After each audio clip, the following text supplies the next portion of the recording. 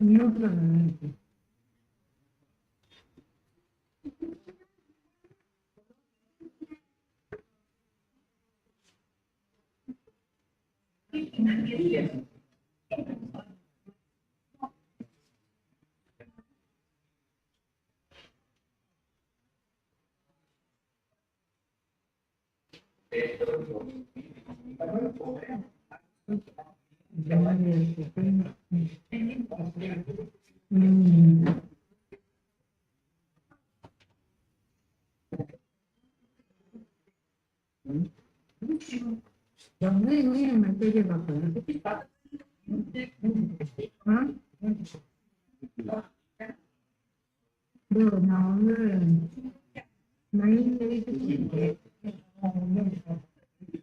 Good morning, but I'm happy to join the party today.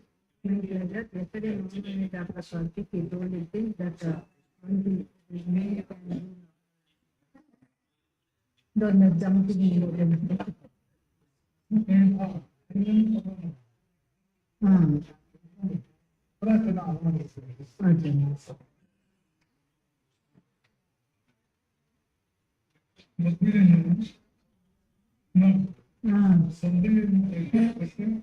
ನಾನು ವರೇಂತ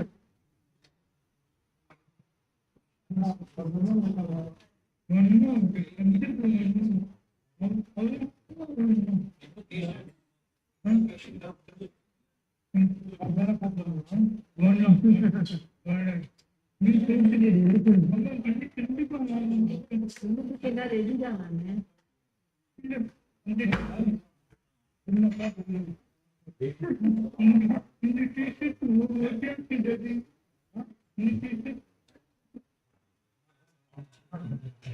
இல்ல வேற அப்படியே எடுக்கணும்.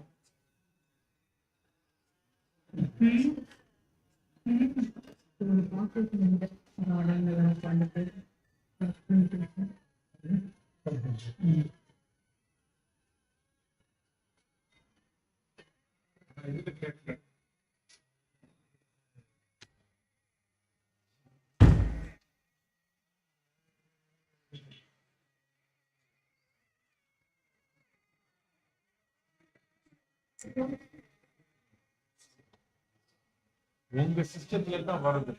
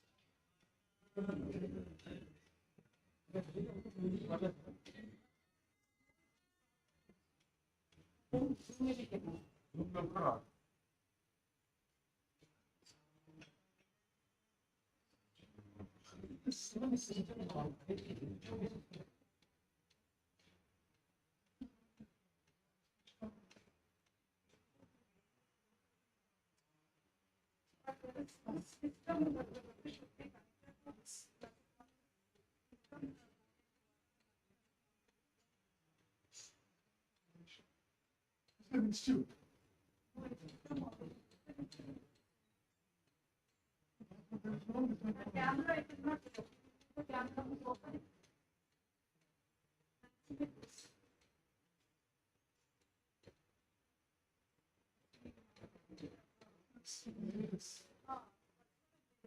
This connection. No, we can't connect.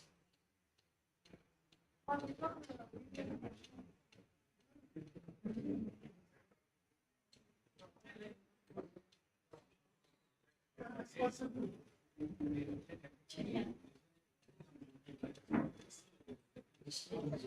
Oh, he said he can share. He said he can share.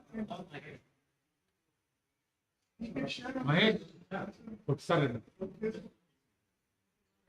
Professor.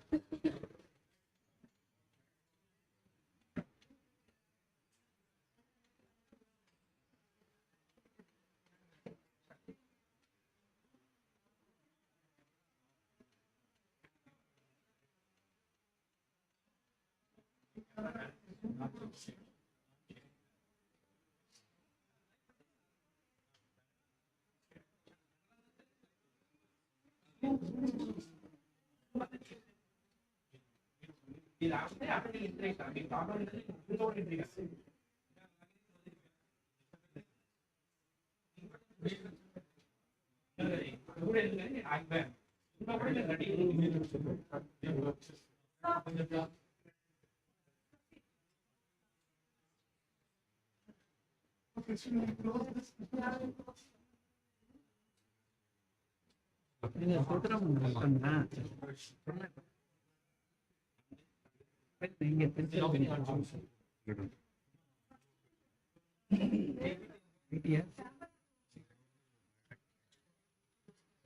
Change MC.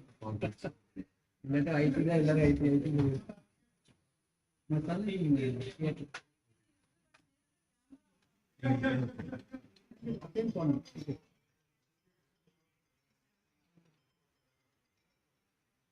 You have to see the nerve center.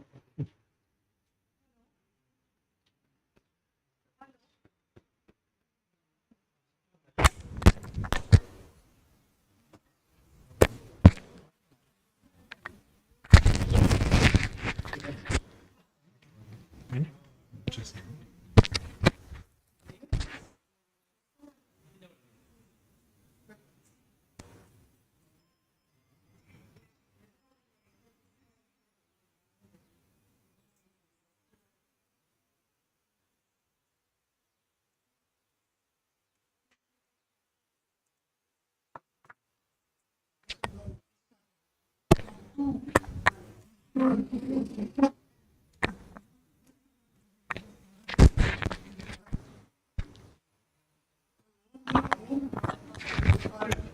I put it on two, just let me go. Timing, let it be. No, sir, he's going to start. No. Yeah, it's okay. Yeah, it is coming. It's okay.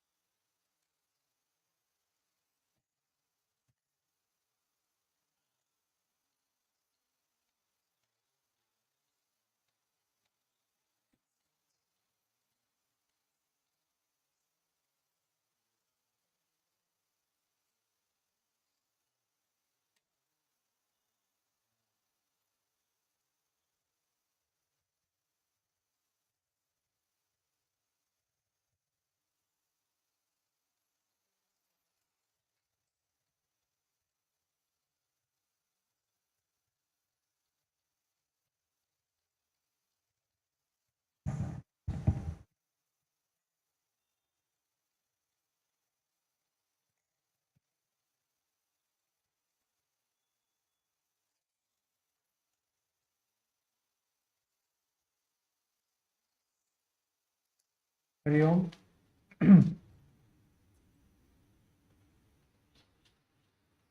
Those online, can you all hear me?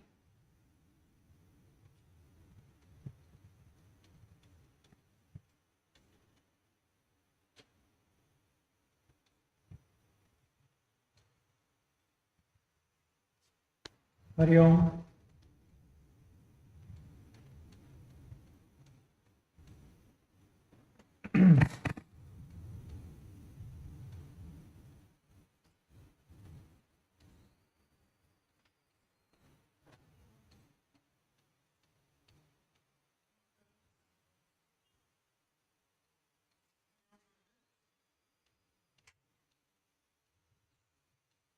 Hari Om, Guruji, can you hear me? Hello. Hari Om.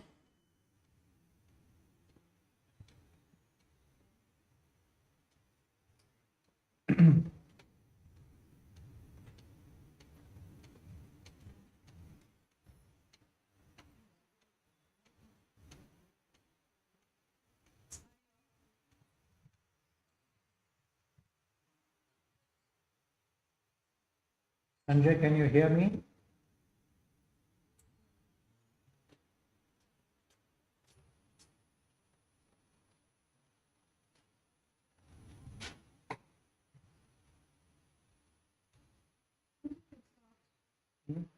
They can't hear me.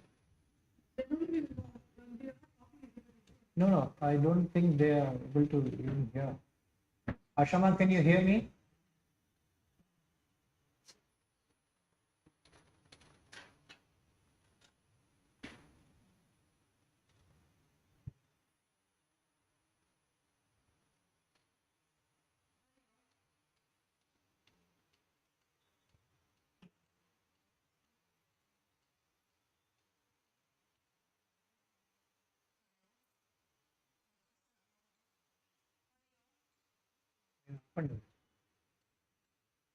करेंगे start काले करेंगे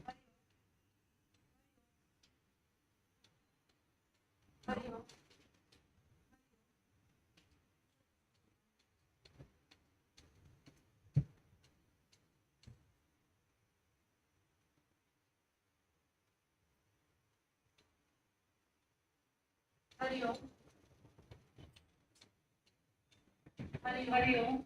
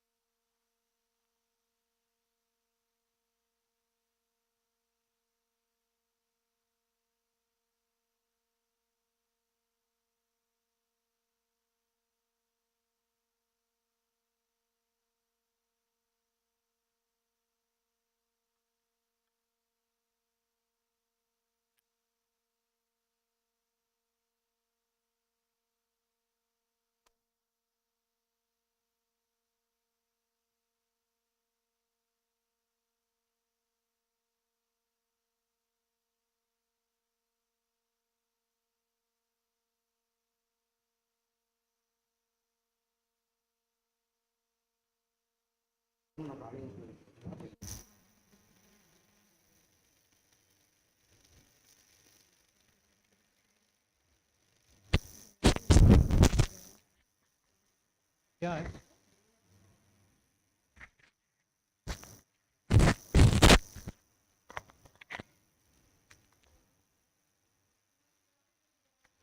hello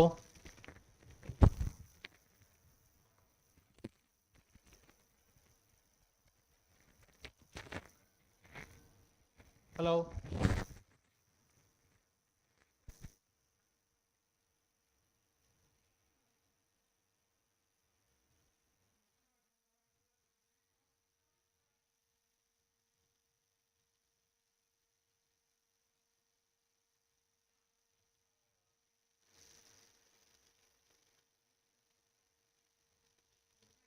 Hello?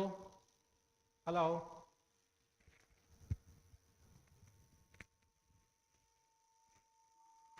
రెండు ఎక్కువ వస్తాయి.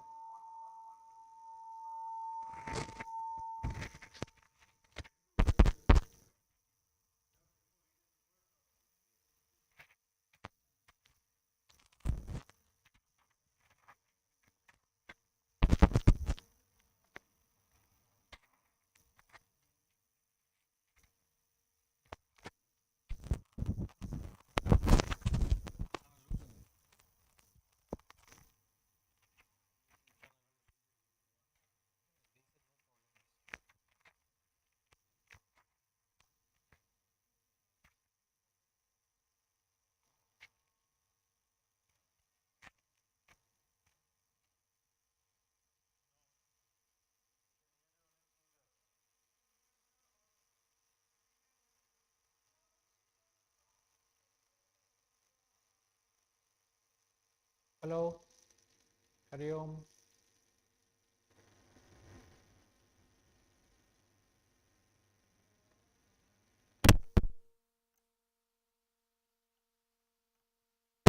Will you just call both of them out? Sir, please disconnect Zoom. We will go live on the YouTube. Tell everybody to go to the link of YouTube and see there. Zoom is called off. For what? Just talk. Just see whether we can hear. Hello?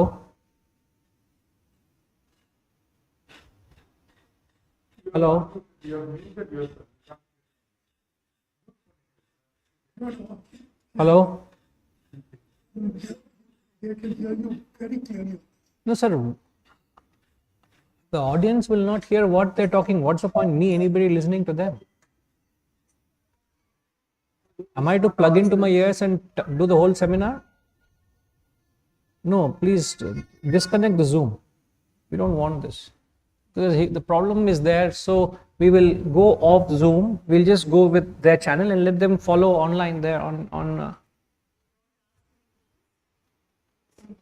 there is no online interaction possible.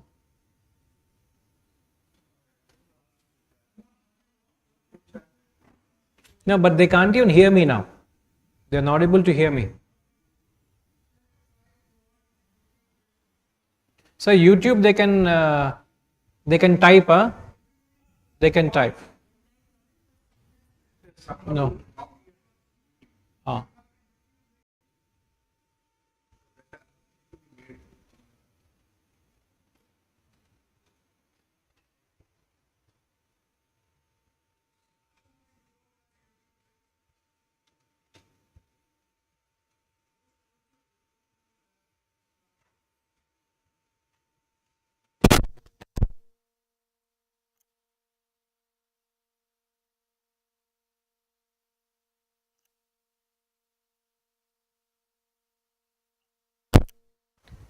Mahesh Garu, please start the program, sir. May start cheste, then we will go on. Okay. Audio లేదు కదా? జూమ్లో ఉన్నా పర్లేదు. Question కామెంట్లో వేసినా మీరు చూసి సమాధానం చెప్పచ్చు. వాళ్ళు జూమ్లో ఉండి క్వశ్చన్స్ వీడియో ఆడియో ప్రాబ్లం ఉంది కదా సార్, వీడియో చూడలేదు. మీకు టైప్ చేస్తే మీకు తెలిసిపోతుంది క్వశ్చన్. నాకేం లేదు ఇక్కడ. I don't have. యూట్యూబ్ రావట్లేదు ఇక్కడ. ఇది ఓన్లీ ఇది కదా. దీంట్లో కూడా మీరు టైప్ చేయొచ్చు కదా సార్, జూమ్లో కూడా. ఏమనుకుంటారు టైప్ చేయమని చూసుకుంటే మీరు చెప్పేయచ్చు. ఓకే, బెటర్ కదా సార్. ఆడియో ఒకసారి పిలవండి, అమ్మాని పిలవండి.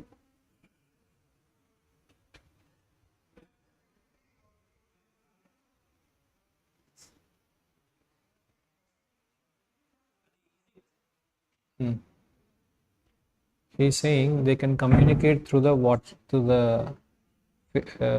Zoom chat. They'll communicate through a Zoom chat to me, and they should hear me in. Can you render ela vaadtaru sir vallu? They can't see on YouTube and chat on Facebook kada. They'll see one platform. We'll close this. Gayatri ma, close this. They can only watch the program on YouTube. That's all. చేసేసి ఇక్కడ మీకు outing చేసి తెలిసిపోతుంది. ఉందా facility ఉందా ఇక్కడ ఇప్పుడు? మీ దగ్గర ఇది రాదమ్మా, ఇది నా నోట్స్ ఇది.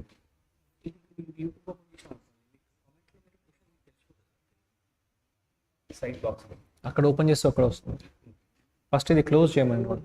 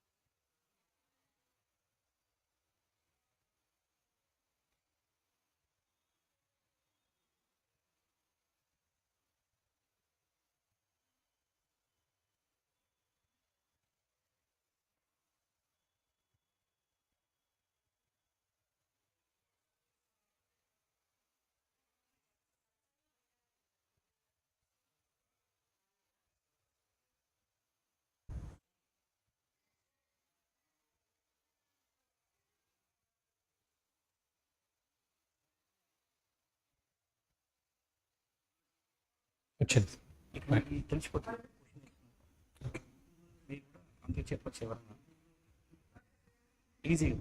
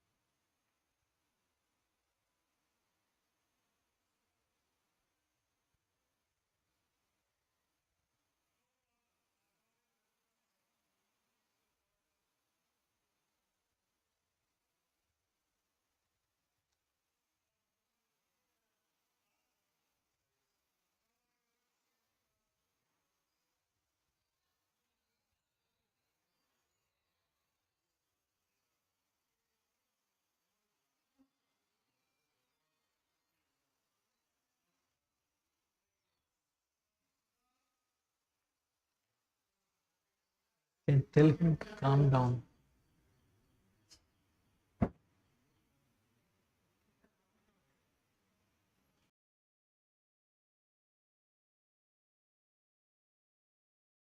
Acha. Right. ఇప్పుడు ఒక్క నిమిషం.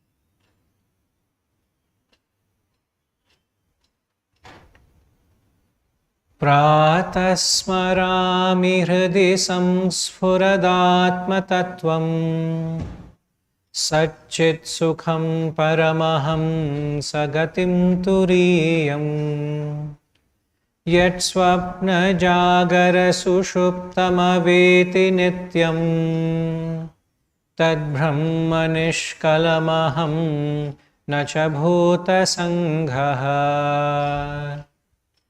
तपोभिक्षीण पापानां शान्तानां वीतरागिणां मुमुक्षूणामपेक्षोऽयम् आत्मबोधो विधीयते बोधोऽन्यसाधनेभ्यो हि साक्षान्मोक्षैकसाधनम् पाकस्य वह्निव ज्ञानम् विना मोक्षो न सेध्यति.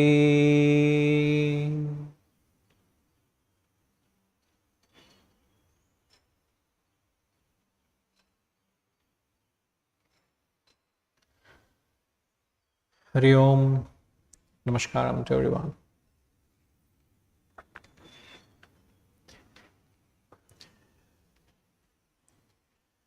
Apologies for the delay. Warm welcome to this workshop on reflection. The way, the means to gain wisdom. The workshop has got 3 sessions. First session, we would go through the 2 questions as to what is reflection, why do we need to reflect. We'll have a short break.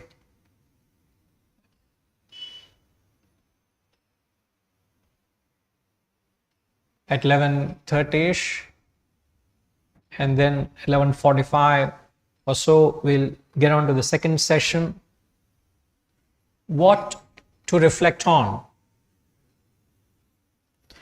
and then what is the process of reflection. Post lunch, we will look at what are the consequences of not reflecting. And lastly, what are the benefits of reflection. So the first session, what is reflection? Why do we need to reflect? So we'll go through these 2 fundamental questions. Now, the wisdom that we all want to imbibe is the antidote for ignorance. Just like the light is an antidote for darkness. Where there is light, there is no darkness. Where there is wisdom, there is no ignorance.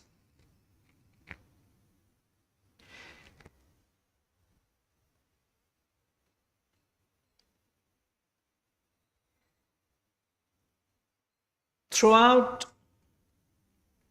the Shastras, wherever they call as knowledge, they mean wisdom. When the masters use the word jnanam, they mean vijnanam. But for the discussion today, knowledge is completely different to wisdom. Knowledge and wisdom are 2 different factors.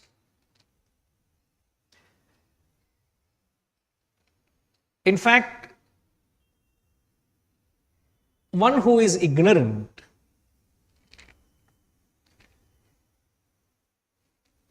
ignorance gives a certain sense of comfort. A person who is ignorant is in bliss. But while he remains to be in that sense of comfort or bliss, he continues to pay the consequences of his actions. So, tamas, or rather ignorance here, ignorance creates comfort plus consequences. Knowledge creates guilt plus further consequences. Where there is wisdom, there is growth plus no further consequences. I repeat, ignorance creates a comfort plus consequences. Means you're ignorant about it, yet you're paying consequences of that. When you have knowledge of it, knowledge creates a guilt and you further pay consequences. Wisdom, the result of wisdom is wisdom creates growth and there's no further consequences.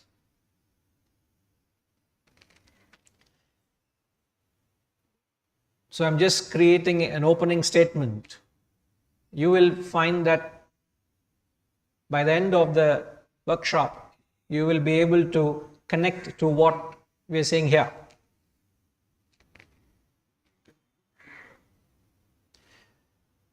I can use the board. We had facilitated for PowerPoints that can't be shared. Put for them.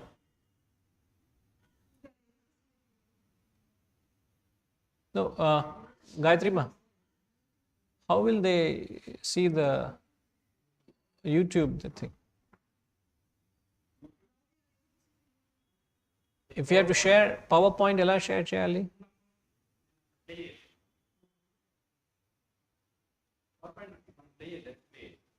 For the audience ikkada చూస్తారా?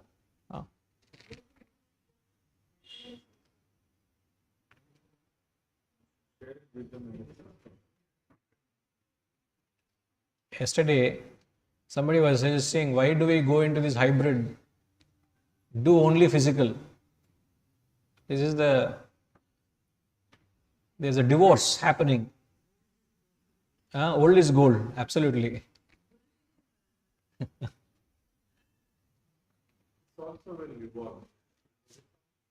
Right.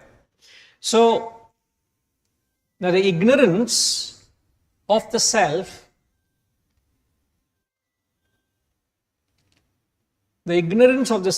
manifests as three deficiencies. I request you all to switch off your phone for the rest of the time so that it doesn't disturb us, please. Or put it on silent. So the ignorance of the self here means the Atman, expresses as three deficiencies. The three deficiencies are, first is lack of information, second is lack of understanding, the third is lack of experience. The ignorance expresses as lack of information, lack of understanding, and lack of experience. And the three steps you take to combat the three levels of ignorance. So, to each level of ignorance, there's a measure to combat it. So, the first level of ignorance is lack of information. The first level of ignorance is combated by Shravana. Shravana is when you lend your ears to a higher wisdom, to a guru. You listen to the Shastras. The first level of ignorance gets dispelled. You are informed about the self, about the truth. The second level of ignorance, the lack of understanding, is dispelled through manana, which is reflection. And the third level of ignorance is dispelled through nidhi dhyasana. Nidhi dhyasana means meditation. That's the last phase of ignorance where you get over the lack of experience.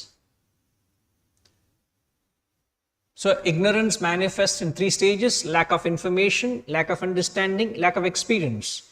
Lack of information is addressed through Shravana, lack of understanding is addressed through Manana, and lack of experience is through Nididhyasana, which is meditation. Means through the final gateway of meditation, you actually experience the self.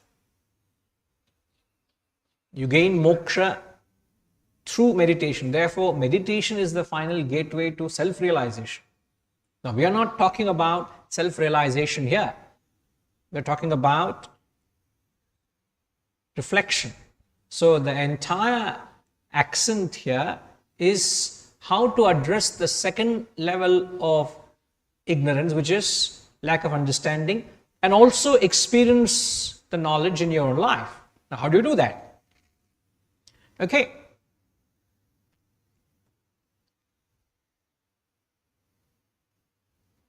What is it that they are experimenting?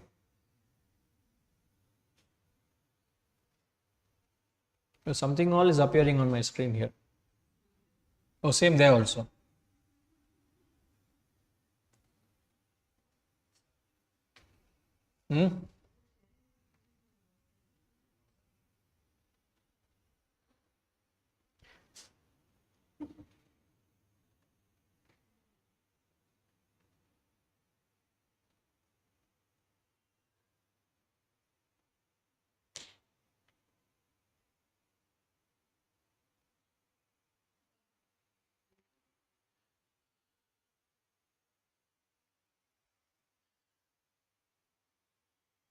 So the lack of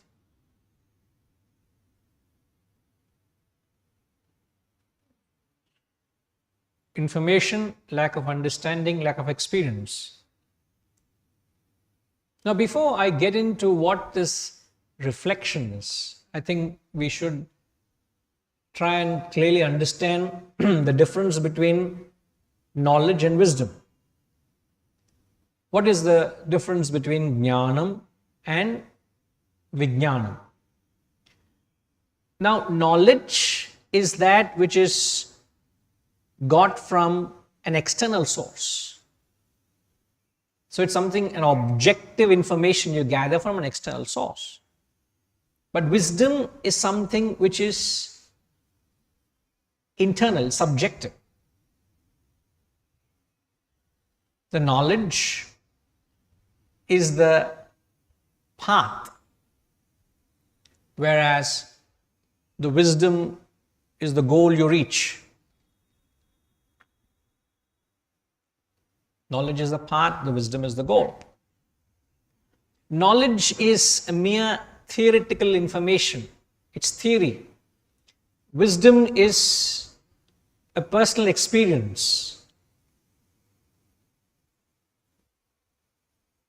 Wisdom is a personal experience. Knowledge is theory. Knowledge is information. Wisdom is transformation. You can say knowledge is merely two-dimensional and wisdom is three-dimensional.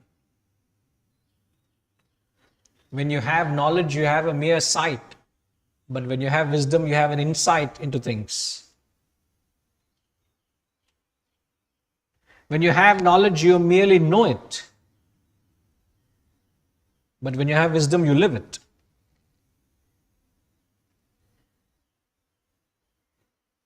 I can go on. So there's a world of difference between knowledge. When you have knowledge, you know it, but you don't live it. But one who has wisdom lives it. In fact, one who has knowledge is intelligent. You've gathered information. As we keep saying, a doctor is one who has learned the nuances or the science of medicine. And what they do the course of their life is they're selling that knowledge to those who are ignorant of it and just making a living. So when you have knowledge, it helps you to make a living. And you can make pretty good living. Pamper yourself with every possible comfort and amenity and facility. Knowledge can give you that advantage because you can sell that knowledge to those who don't have and make a living out of it. But one who has wisdom knows how to live life. Live life. It's not making a livelihood. It's not a question of living, but you will know how to live. Life itself. Knowledge is survival. It's just bartering information to those who don't have and making a living out of it. Lives in knowledge. Yes. Living, one who lives the knowledge is wisdom. So, sorry? A true person is all inclusive. Also allowing other people to live by treatment. So let me say live and let live. No, I just took an example of a doctor. Take an engineer, an architect, or a musician. They are just bartering a talent which they have to people who don't have and make a living out of it. It's not necessary that they are being of great service to the society. That's a different thing altogether. That's a skill. So, jnanam is nothing but intelligence vis-a-vis wisdom is intellect. We have the clarity of thought, or the buddhi as we call it. There's a difference between intelligence and intellect. So when you go to education institutions, you can go to the best in the world, you'll only get the latest access to information, the latest technology. You want to learn automobile engineering, you go to the best automobile institution in the world, you'll get the latest technology. You want to learn medicine, you can get the best medical colleges. But it doesn't help you with your intellect. It's just information. You're bartering information. So this is the fundamental difference between knowledge, which is jnanam, and wisdom, which is vijnanam. When I take an example of a doctor, sir, a doctor has enough information to advocate health, but he may not have the intellect to practice health in his own life. He may not be a healthy individual because he has no capacity to control his own mind. But he'll advocate health to you because he's brainwashed to keep writing prescriptions, but he will not be able to practice it. I had a student, or in fact, Jayama will remember him. I keep quoting him on and off. She brought a gentleman to me. This is more than 25 years ago. I remember she coming to him to my house, and he had hit the Limca Book of Records for having counseled the maximum number of people. Limca Book of Records is in India. So he has helped counseling people for maximum number of people. I did not know the gentleman. She brought him and said, Guruji, this man wants to talk to you, something in private, and she left. And later on she was shocked what I told her, and then I've been telling the whole world. That man comes to me and he confesses that he is having a serious problem dealing with his daughter. And he's asking me advice how to counsel her. It didn't strike me first. On one hand, he introduced himself as someone who has a flourishing practice, who counsels people, is a huge setup, and he's hit the record books, and he's trying to get to the global level for having counseled. He is certified and blah, blah, blah. And he comes to me and says, sir, I have a problem with my teenage daughter. I don't know how to deal with it. I am told by Jaya, who's a very good friend of mine, that you teach philosophy. Can you tell me how do I handle her? Intelligence, intellect. Knowledge and wisdom. They're two different things. There's no more. Very sad.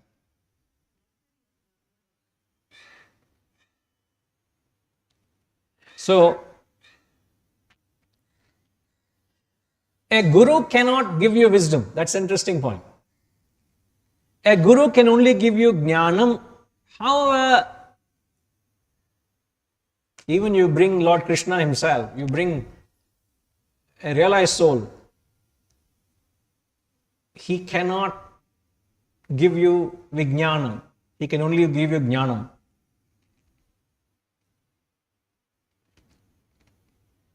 So if you have a little faith in the Guru, if you have a faith in the text, you can get knowledge. That's not difficult to get knowledge because you need to have a little faith. Like Subhashji had to have some faith in the Guru to come all the way from Bombay.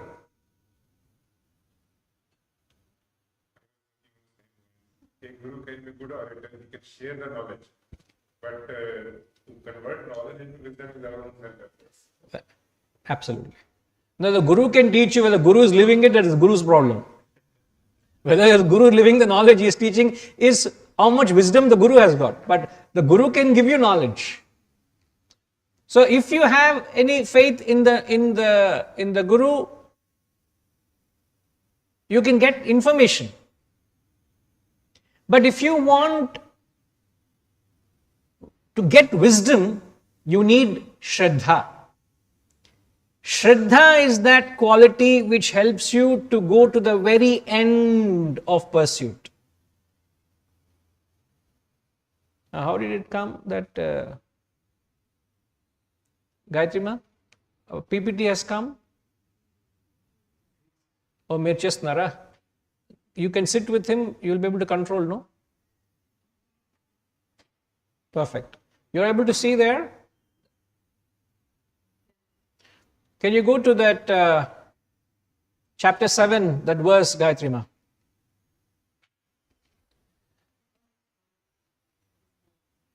Yes, Ramji.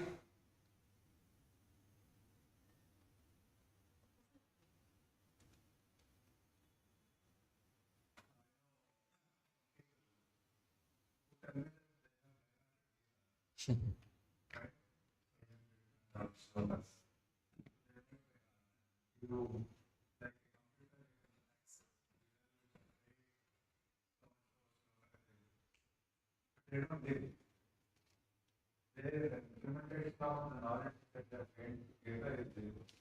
They still have all the desires, they still have all the conflicts, all the things around them. So that is a great example of Yeah. They are able to parrot these Vedic textbooks or the Gita. You know, there are these continuous groups that keep doing nothing else but muttering and chanting. That Sahasranamam, this Sahasranamam, and that sloka, this mantra, this textbook, that textbook. It's a mechanical chanting going on. And if you do the number of times they do, you will be able to get references and where is said, who said what, you will be able to say. Very scholarly. But you don't live that in your real life. So a guru can only give you as far as knowledge. But in the 7th chapter of the Gita, I suppose you can. Adi peddal chegaltara sir adi?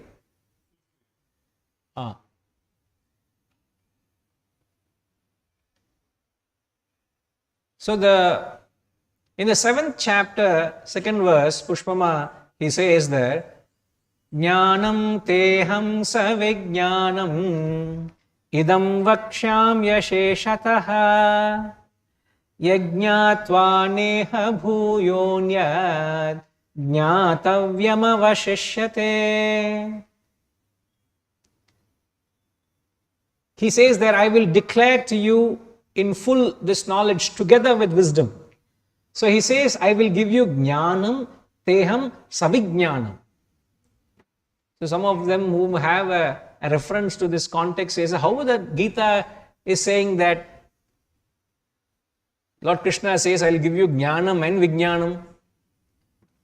Because a guru cannot give you vijnanam. Vijnanam is attained through The famous words of Lord Krishna, he says, Uddharet atmanatvanam. He says, you have to lift yourself by yourself. Lord Krishna couldn't lift Arjuna. He said, you have to do it by yourself, my dear. I'll give you all the advice and knowledge to you, but you will have to lift yourself by yourself. I can't do it. But then what does he mean when he says that I will give you knowledge and wisdom? See, what he means is a true guru vis-a-vis a guru who just has mugged up knowledge, we just gather information.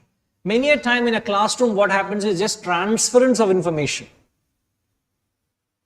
It's passing on knowledge from one to the other. It is not mere transference of information. But a true guru facilitates what is known as forced reflection. A true guru, instead of merely transferring information from him to you, he facilitates a process known as forced reflection. And how does he facilitate that forced reflection? By the sheer methodology of drawing out the knowledge from you. The moment I question you, am I not making you to think? Am I not making you to exercise your intellect? Vis-a-vis just capturing all what the guru has vomited in a piece of paper and you file it up and say, this is his works. Or you can say, this is complete works. So what? Part works or complete works, what difference does it make you? It is, as far as I'm concerned, I've just grabbled all what was said, but I have not understood. But if I go through the process of drawing it out from you, by repeating the ideas in different contexts, using different anecdotes, different examples, speaking a language of contradiction at times, all of that will help you to reflect, which the guru will facilitate for you.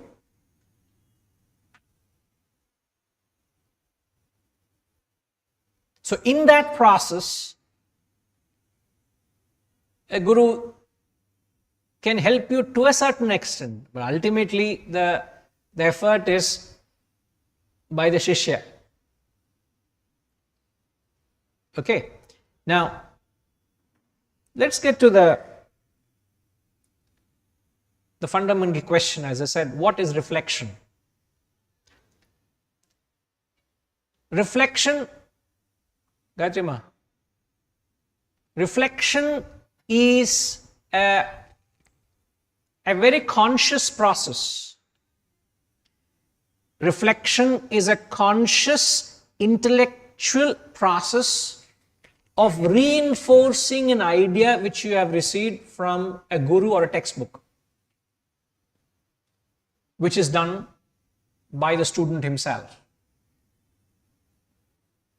So it's a conscious intellectual process of reinforcing, reiterating an idea which you have received from a guru. That we call it, that process of reflection is known as swadhyaya. Adhyaya. Adhyaya means studying. Swa means self. So swadhyaya means that self-study.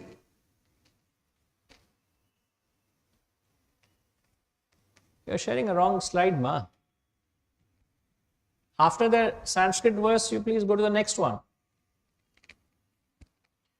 So swadhyaya is the process of self-study, and when you do this study, it requires enormous patience. Why do you need so much patience? Is because you are going through into the depth of the study, not the mere surface or the length of study. Oh, what are you doing, ma? Huh? Come to this one. This one.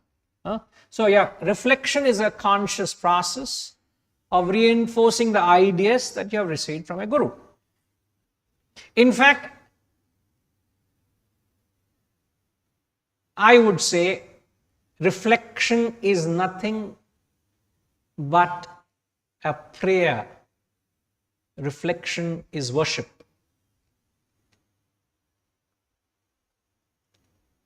It's a swadhyaya, the self-study.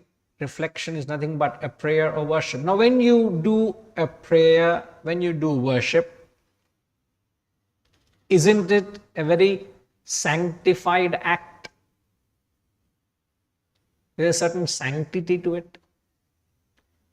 Now, why it is a sanctified act is because you're invoking Brahman there, isn't it? You're trying to realize the self through that swadhyaya, isn't it? When a guru gives you the knowledge of the self, you are trying to invoke the self through the teachings of the guru. So what you're invoking is the self, the Brahman.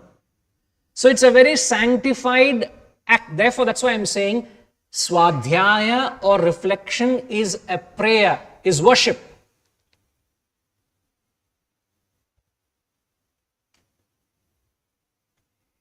In fact, that space which you sit and study is a sanctified space. Where do you sit and study? Oh, on the dining table. Why? I don't know why, but I sit and study there. Maybe very comfortable to sit. Convenient. Comfortable. Then why don't you transfer the puja room onto the dining table and do puja on the dining table? Would you do that? You have created a dedicated space for prayer, a puja. You wouldn't enter the puja room without having a bath. You would go through an elaborate ritual of offering with such sanctity, with such purity. So reflection, or this exercise of doing swadhyaya every morning, every day, is a sanctified act. It should be done in a sanctified space. It should be done at a sanctified hour. And the sanctified hour is the early morning, the Brahma Muhurtam. Between 4:30 and 6 p.m. 4 to 6 a.m. 4:30 a.m. to 6 a.m. you do this study of the self. In fact, I would go to that extent and say swadhyaya is the sap of spirituality. It is your spiritual lifeline. The spiritual lifeline or the sap of spirituality is swadhyaya. He amongst us who doesn't do swadhyaya, go back to the difference. You have information, but you will not have wisdom. You can come any number of times here to this classroom. As long as this facility is there, as long as the Guru has inspiration to teach, he will teach you. But I can't guarantee an ounce of transformation in you. Rao Garu, I can't guarantee, sir. I'll guarantee as long as this premise is there, as long as the Guru has inspiration to teach, he'll teach you. But I can't guarantee any transformation in you. That doesn't mean the Guru is not capable of. I'm saying, as long as you don't do swadhyaya, you will not grow. So swadhyaya is the sap. The sap, what's the sap, Anand? Sap, na?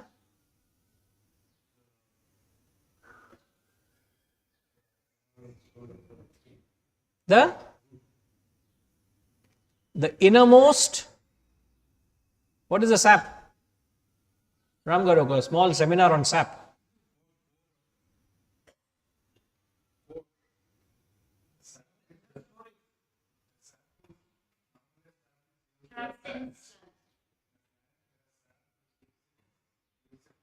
Now, the plant consists of cells. Each cell has a sap. The sap is the one which actually offset all the life. And it flows through the plant. Seed alle.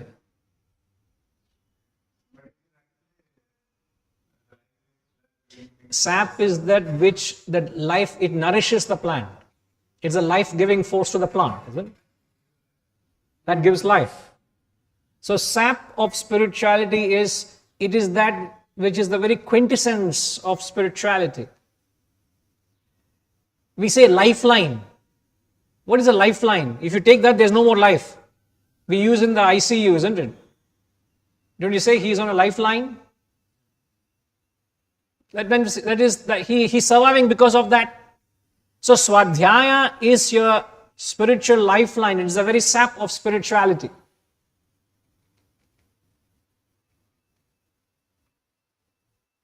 Now what's interesting is the essence of what you might do, how to go about it, we will see it later.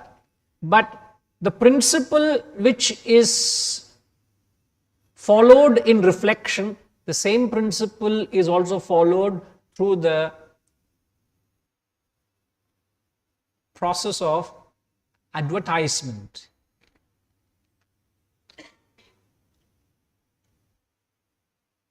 The results are different, but the process is the same. Now you go back to the definition of reflection. We said reflection is a conscious intellectual process of reiterating or reinforcing an idea which you have received from a guru or a textbook. Kadasai, you received an idea from a guru, it's a conscious process, you go through it to reiterate it. Now when you Keshav Reddy garu, anni meeku istam sir. All the slides I will give it to you personally to you, so don't worry. Because today the technology is misbehaving, but your guru will not misbehave. He will behave very well. He will ensure you will have all the presentation. Right, sir? Because you are struggling to write down and the slide changed. Again, it's come back, sir. But don't trust that fellow. I'm not saying the person who is operating, the person can be trustworthy, but the system is not trustworthy. The person in the yellow robe, don't trust him. Sorry, it was you, Harishji, sorry. I just passingly mentioned that. It just happened to be that it was Harishji. So, the process in reflection is the same process in advertisement. What is happening in an advertisement? Let's say, take an example of a company which is launching a new model of a car. Okay? Now, when they want to launch a new car model, let's say Kia is launching a model. It's very interesting. I came across this a few years ago. All over Hyderabad, few years and 20 years ago I saw, there was this huge billboards they had all over, and the entire billboard was just intentionally left plain white.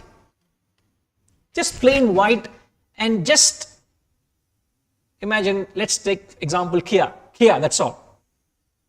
For a moment, you wouldn't spend so much money having hundreds of billboards or advertising panels all over and leave it plain and just leave your company logo there. Everybody starts thinking, hey, what is that? See, blank. And then comes a trailer a few months later of the product, here the car. They release the name, certain visuals of that, but not the entire car. So you have seen that in the billboards, you have seen that in some social media, and then you will start seeing the picture appearing in the print media. Then you will start seeing billboards everywhere showing of the car. You are watching a a sports match, let's say you're watching a cricket match in India, you're sitting in India watching a cricket match happening in West Indies, you see the car there that they're marketing for the Indian market, because India is playing West Indies in West Indies. This fellow is going and sponsoring there. I'm talking of car, you're talking of cycle agarbatti. So the same principle. And then you go into a different country, you use let's say you're going to Hong Kong for a holiday, and you land in the airport, you're pushing the trolley, where you hold the bar and pushing on the bar also handle, there is Kia dash car. So what is happening? They planted a thought into your mind which didn't existed before that, and they have taken upon themselves to keep reiterating the thought of their car, whether you like it or not, it keeps getting into your system. Repeatedly keep creating that thought into your mind, and when a thought gets repeated, it becomes a strong desire.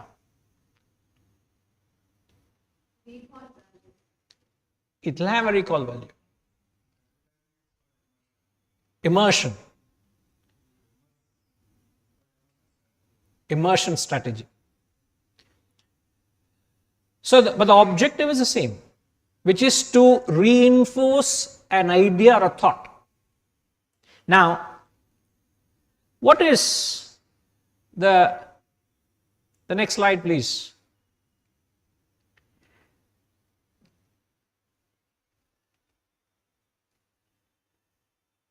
There is even though both seem to be the same, but there's a fundamental difference in the both. When you do like the activity of an advertisement,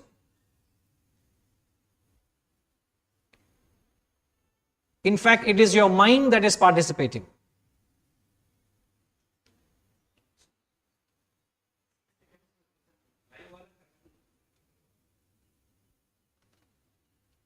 When it is a subconscious activity, when it is indiscriminate, when it is an indisciplined thought, it is nothing but indulgence. So your mind is running, Anand. So what's happening subconsciously? You are entertaining a thought of a product, of something. That's indulgence. But the moment it becomes a conscious, it is discriminative, it's a disciplined thought, it becomes reflection.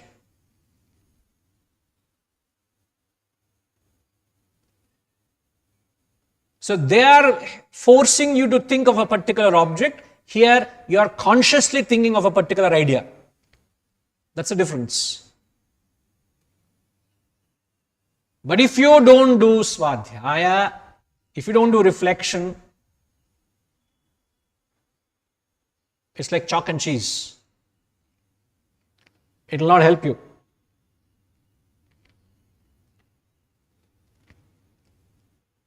But when you do indulgence, when you go through the process of indulging into something, means entertaining an irrational thought constantly, it creates fresh desires. Remember this. You're entertaining desires, it gives into your mind and you develop attachment. But when you do reflection,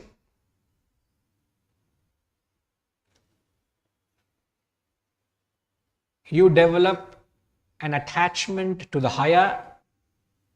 So invariably, the lower desires and attachments drop away. So you are not bound anymore, you are liberated. So when you indulge, actually you create desires, you're bound, you develop attachment, but when you do reflection, it gets rid of desires, it eliminates the desires, it develops an attachment to the higher, in fact it elevates you.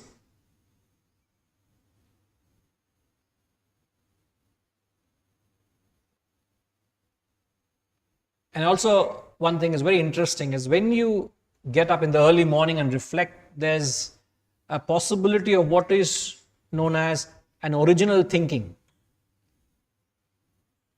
You're not aping anything. You're not aping anybody. And all original thought happens in the Brahma Muhurtam, the early hours. And the rest of the day, your activity is only to reinforce what you thought originally. But the real crux is that early hour to get up and apply a fresh intellect to it. So original thinking, all original thinking happens in the early hours. So what is reflection? You have got it? Reflection is a conscious process of reiterating an idea which you have picked up from a guru. And then we said it's a sanctified activity. It has to be done at a sanctified place.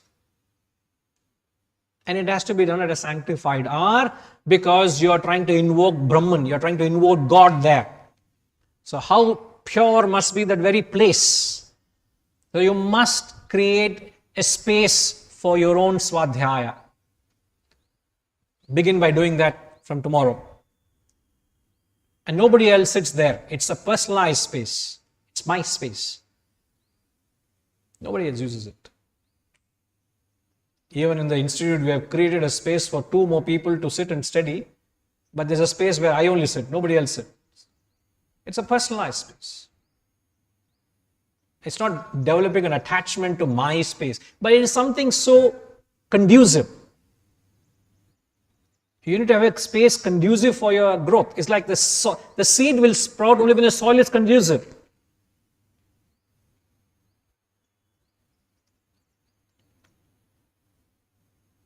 And then we said the principle which is followed in reflection is the same principle followed in advertisement, which is, what's the term you use, Ramji?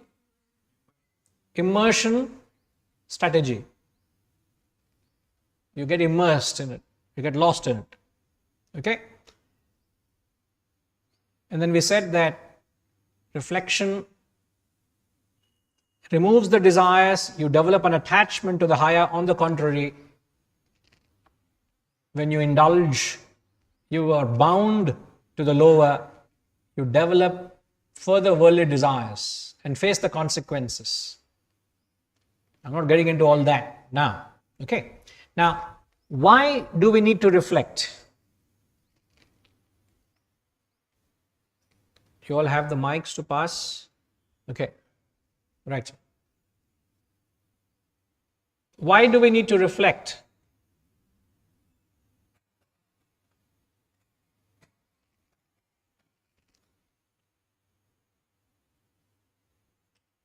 Ushama.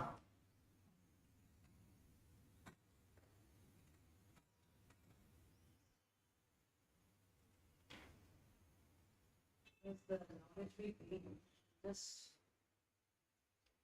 knowledge we gain, will just remain like that, not be processed, not be internalized. Okay. I want to ask Anand, from what little you have heard, can you tell me why do we need to reflect?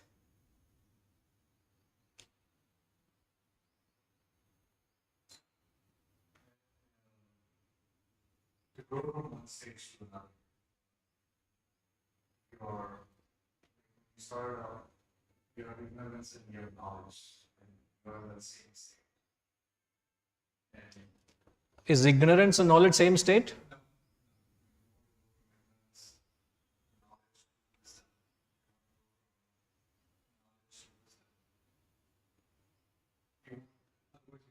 you just have knowledge.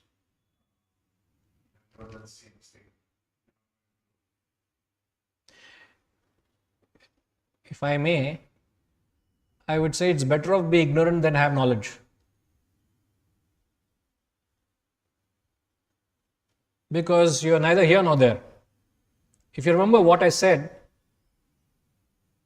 we said that Ignorance gives you a comfort, but knowledge gives you guilt. Do you want to be comfortable or guilty? Depends. Why it depends? Sorry? Better not knowing it, isn't it? Sometimes somebody comes and tells you, you're being penny wise, pound foolish, man. Oh, is it? I rather didn't know that I was being foolish. Chalta hai, jaane do. Chalte ka naam gaadi, as they say. Let life go on like that. I rather didn't know about it, it's fine. So what we are trying to say is, when you have knowledge, you can't do much. It doesn't help you. In fact, they say knowledge is a burden. That we're coming session 3, sir. We are still session 1, sir. Huh? But if I come back to the question, why do we need to reflect?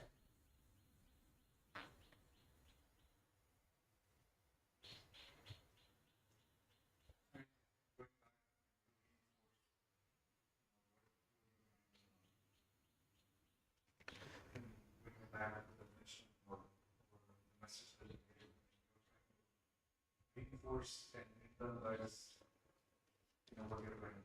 Right. You need to reinforce, internalize what you have learned. Great. Prakash Garu. It's on, sir. It's on. Why do you think we all should reflect?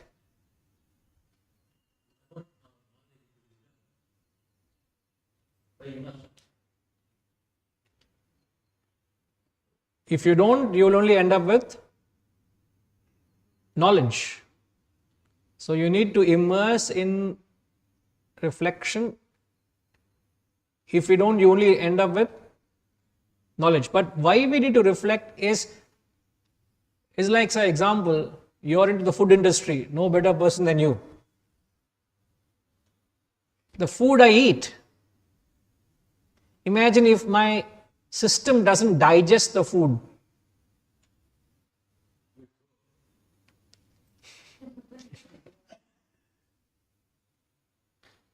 So if you want any special favor from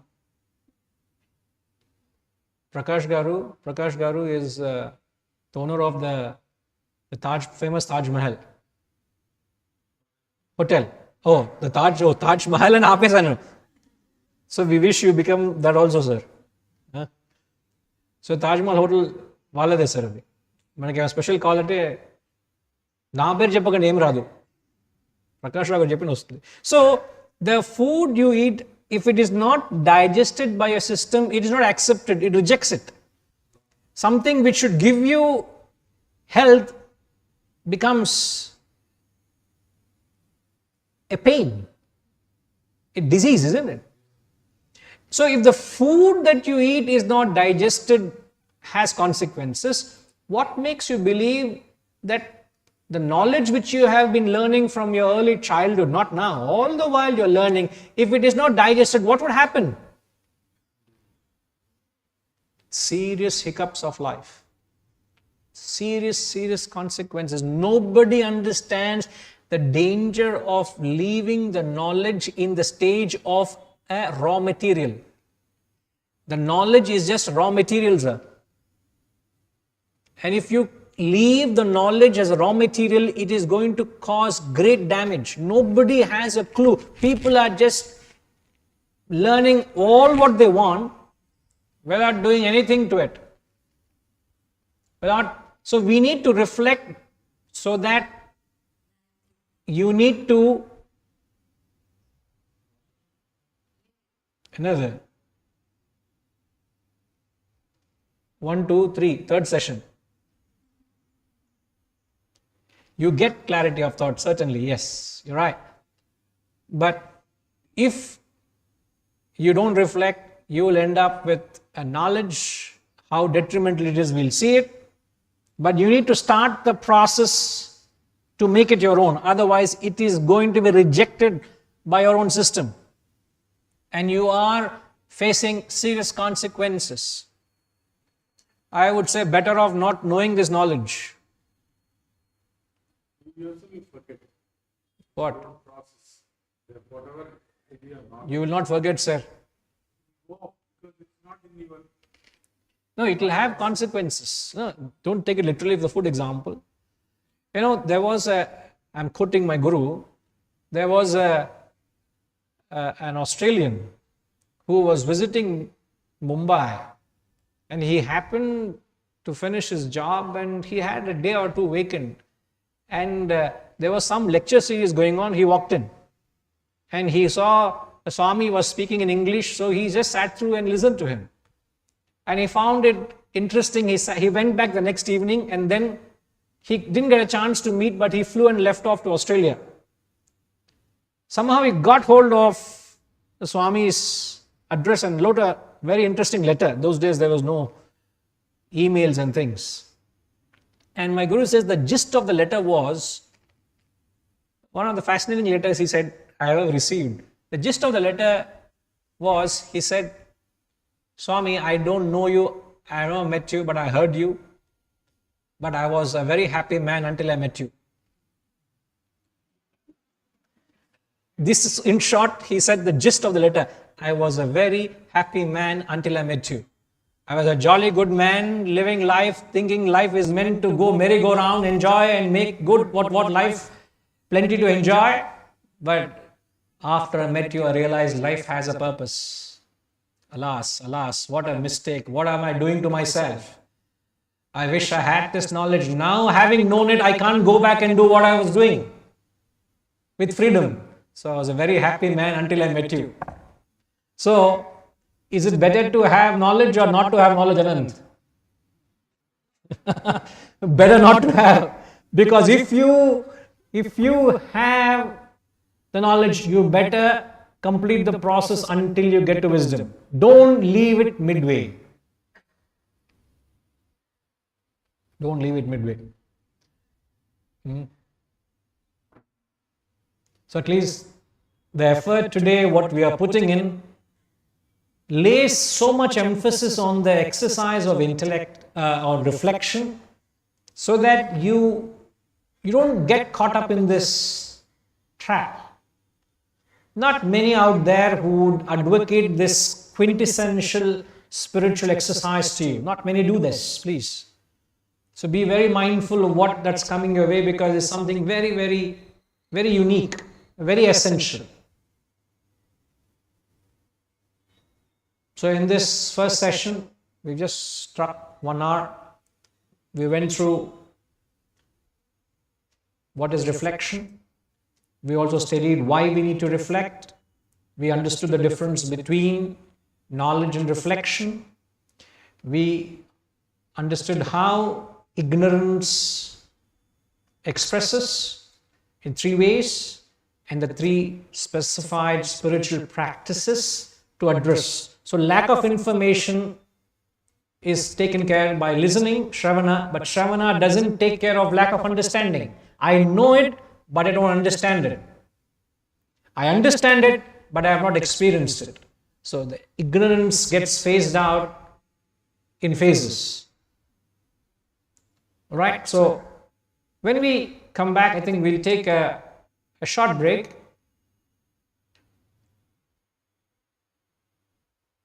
When we come back, I think we can come back here in 15 minutes, 11:45, we'll come back. So when we come back, we will go through the second session, where we'll talk on what to reflect on and what is the process of reflection. Okay?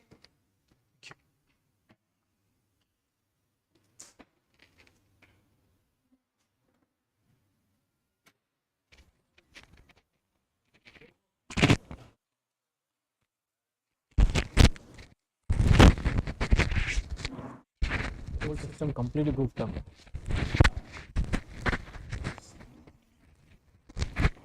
So we can check it. Yeah, downstairs.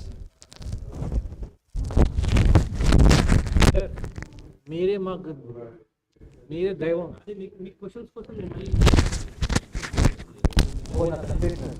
మళ్ళీ ఇప్పుడు మీది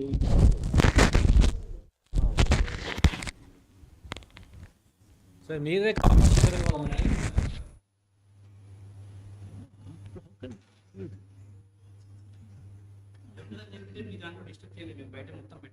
మీరు వచ్చిందే అయింది అదే మొత్తం గోవింద అయ్యేది. ఏ sir చూసారా ఏంటి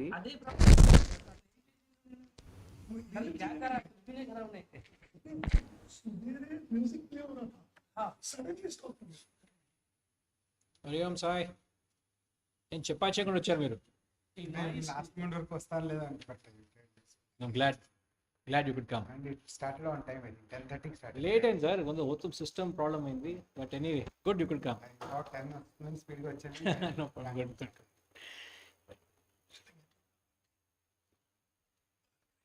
All right. Come back.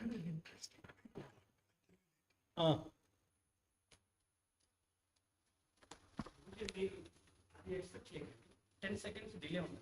మీరు కంటిన్యూ చేస్తే వ్యూవర్స్కి బాగానే కనిపిస్తుంది. మన 10 seconds లో మీరు అది ఏంటి స్లైడ్ అంటారు కదా, మనకి ఇక్కడ లైవ్లో కనిపించదు, లైవ్లో ఉన్న వాళ్ళకి వస్తుంది, మనకి డిలే ఉంది.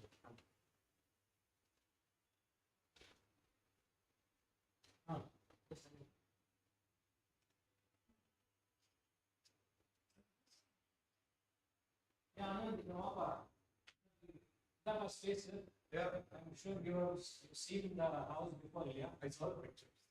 Pictures.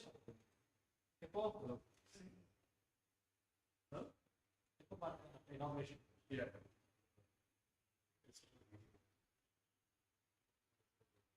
Photos now. System and video.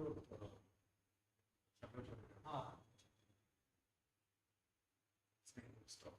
it's just very strange perfectly okay she's playing music 45 everything was play music suddenly everything stopped and then we just couldn't get anything on first thing was the stop was not switching on things happen. and we don't know how it switched on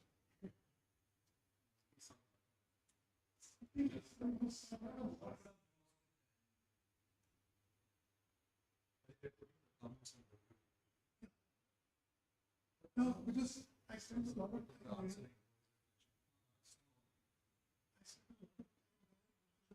one by one was making one to YouTube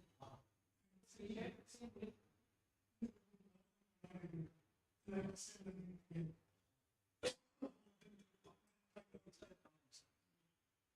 I'm able to see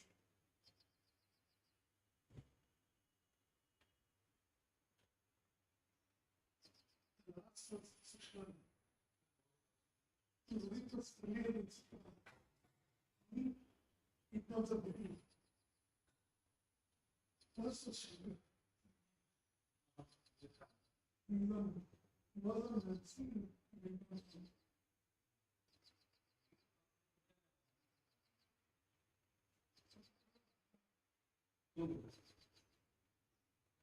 so very interesting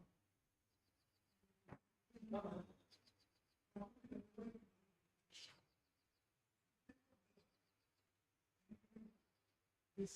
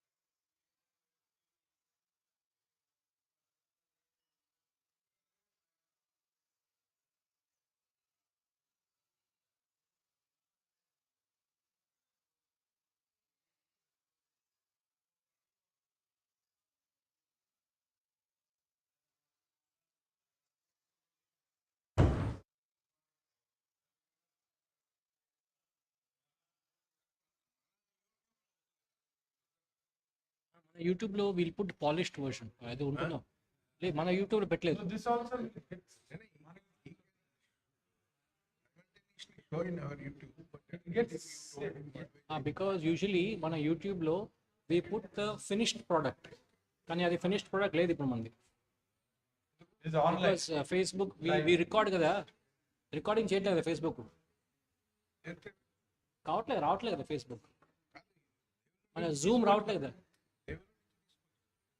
will take from him రా file తీసుకుందాం, that will take. But మన usual Zoom కాలే కదా, జూమ్ది మనం చేస్తాం కదా, Zoom చేస్తాం కదా యూజువల్లీ.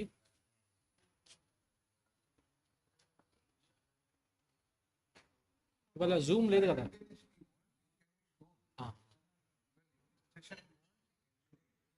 No it's okay.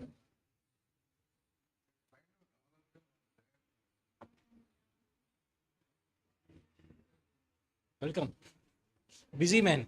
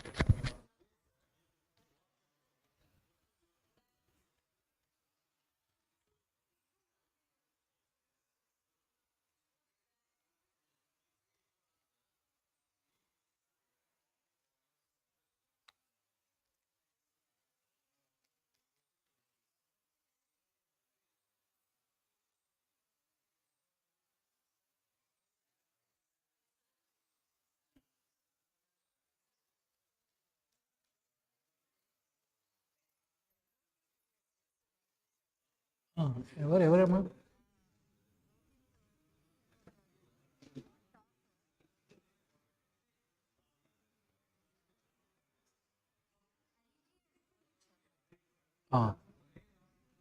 ఉన్నాయి.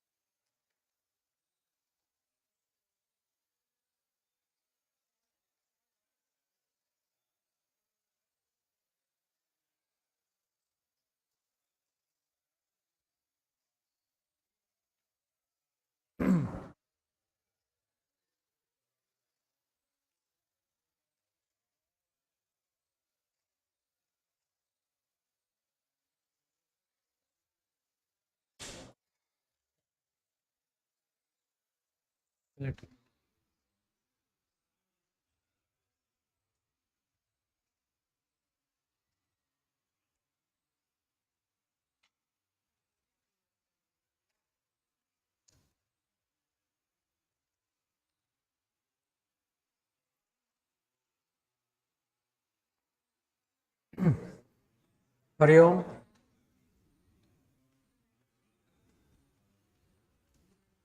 So the second session we will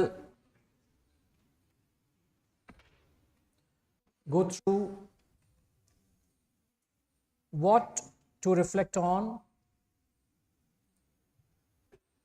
what is the process of reflection, what to reflect on. Seems very obvious that we will have to reflect on the teachings. We have to take up the ideas given by the Guru, reflect on the teachings. In fact, when to reflect, we are told what's the proportion to keep in mind. It is said that you must spend 80% of time reflection and 20% devoted to acquiring fresh information. 80-20. So if you have 20% information, let's say if you listen for an hour, you must spend minimum 4 hours trying to decode it, trying to understand it, trying to make sense of what is said. So the proportion is 20% knowledge, 80% reflection. As we very clearly define, reflection is conscious thinking. We also mention reflection necessitates original thinking. Now, what is the opposite of original thinking? What is the opposite of thinking?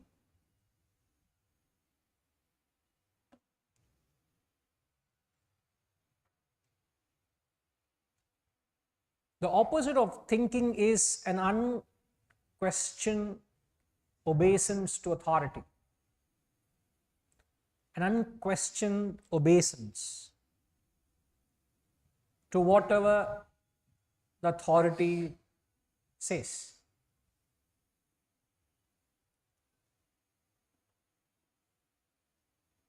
Today, there's hardly any independent thinking at all. There's hardly any rational element in the spiritual field. As a result of which, religion today tantamounts to 3 things: fanatic belief, fiendish superstitions, mechanical rituals. 3 things today religion is flourishing is fanatic belief systems, fiendish superstitions, and mechanical rituals. You take any religion today, it is rituals, superstitions, and belief systems. And I would go to the extent and say, these parasitic practices has led to religious fundamentalism, which is destroying spirituality.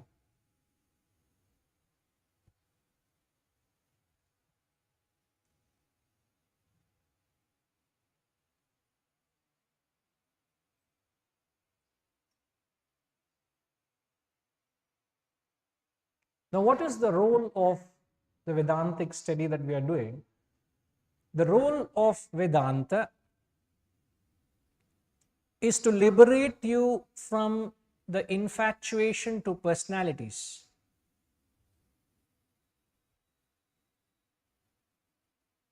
And educate you on the eternities. The true role of Vedanta is to liberate you from an infatuation to authorities and celebrities and personalities.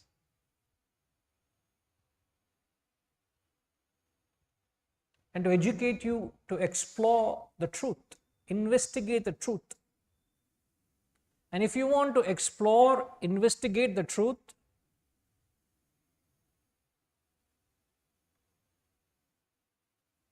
you need to take a scientific approach. In fact, it is said, how should you approach this subject? You should approach the subject of Vedanta as you would approach science or mathematics. As scientific as you would approach science or mathematics, that's how you should approach the subject. Not because it is said by an authority. So you must investigate the truth. If there's a crime scene, Don't you go about investigating how did it happen? Meticulous. You don't take anything for granted. You go and investigate because you want to get to the very bottom of what happened there. What is the truth behind it? So you want to realize the self, you want to experience the truth, you must investigate the truth.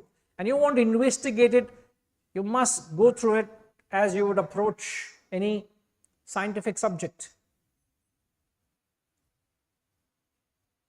Now, in order to reflect, see, the answer is obvious. What do you reflect on? On the teachings. And we said first thing is keep the proportion in mind. It is 20-80. And 3 essential points you must keep in mind. 3 important steps. The first thing is, whenever a guru teaches, it's possible that the guru is talking from an absolute standpoint. The knowledge is given from an absolute standpoint. So the first thing a student must do is to bring the knowledge down from an absolute standpoint to a relative standpoint. An absolute standpoint is a statement of fact. I'll explain myself. So 3 important steps is, the first is convert the knowledge from an absolute standpoint to a relative standpoint. Bring it down from there to the standpoint, a relative level. An absolute standpoint is a statement of fact, but a relative standpoint is a statement of practice. Statement of fact, lakshana vakya. In Sanskrit, it's called lakshana vakya. Lakshana vakya has to be converted into a statement of practice, which is abhyasa. Now, how do I practice what the teacher has taught me? So, when you are reflecting on the truth, the first thing you must do is you must bring it down to a relative standpoint. Now, I'll give an example. The Guru says the highest Vedic declarations were Tat Tvamasi. This is an aphorism. Tat Tvam Asi. Tat Tvam Asi means that thou art. This in fact is the highest advice a guru can give to a shishya. And in the Vedic times, imagine a classic setup of a Vedic Gurukul. A student goes to the teacher wanting to know the truth. And the guru gives the advice, says, Tat Tvamasi. That's all. The knowledge has been given by the guru. Now, it is the job of the student to find out what that Tat Tvamasi means. There is no further help the teacher will give. Now, the student would go and sit beside the Ganges doing abhyasa. What does Tat Tvamasi mean? He is reflecting, he is trying to decode those terms, understand. He comes to a conclusion, comes back to the master and says, am I this? The only help the teacher we says is Neti, not this, not this. Again, he goes back and reflects an independent angle to come to an understanding. And this is how the knowledge was taught. Zero help from the guru, maximum effort from the student. So what you're trying to do is you're trying to understand what the guru meant from an absolute standpoint. Now, I don't think any one of us are at that level of Tattvamasi. Are we? Thank you, sir. We are not there yet. Now, let's say there is a quality in the Gita. It is said, Adveshtha sarvabhutanam. A devotee of God, a bhakta, the quality of a bhakta first quality, 35 qualities of a devotee of God he gives in the 12th chapter. First quality of a devotee of God, he says, he who does not hate any being. No dveshtaha. No dveshaha. I don't hate any being. A devotee of God doesn't hate any being. Now this is a statement of fact. A devotee of God will have no animosity or hatred to any being. Now, how do I bring it down to abhyasa? It's a statement of fact, but how do I practice that?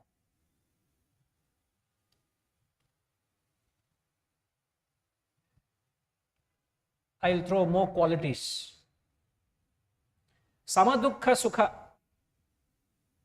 Someone who is balanced in sukha and dukkha. Sama. He is balanced in pleasure and pain. Wow. Now, how is it? First of all, question it. See, you don't have to accept because Guru said so, or Lord Krishna said so, or anybody said so. Is it possible to be balanced in pleasure and pain? If so, how? Why? What is happening? How is it possible? You try to break it down. You try to bring it to a relative standpoint. Sangha vivarjitaha, free from attachment. Okay, if I have to remain free from attachment, let me first find out what all am I attached to first. And what is my degree of attachment? I am attached, yes. I am attached to this pencil. I am attached to this tablet. I am attached to my watch. I am attached to my car. I am attached to my money. I am attached to my home. I am attached to my job. I am attached to my children. I am attached to the thesis that I have written. I am attached to the country I am living in. Yes, I am attached. I understand that. But I must also know to what degree I am attached to. Because the ideal state is to be free from attachment. So bring it down to a relative standpoint. So the second important step, you all see on the board there for you all? The second important step, having brought it down from an absolute to relative standpoint, you examine it against the backdrop of your own life.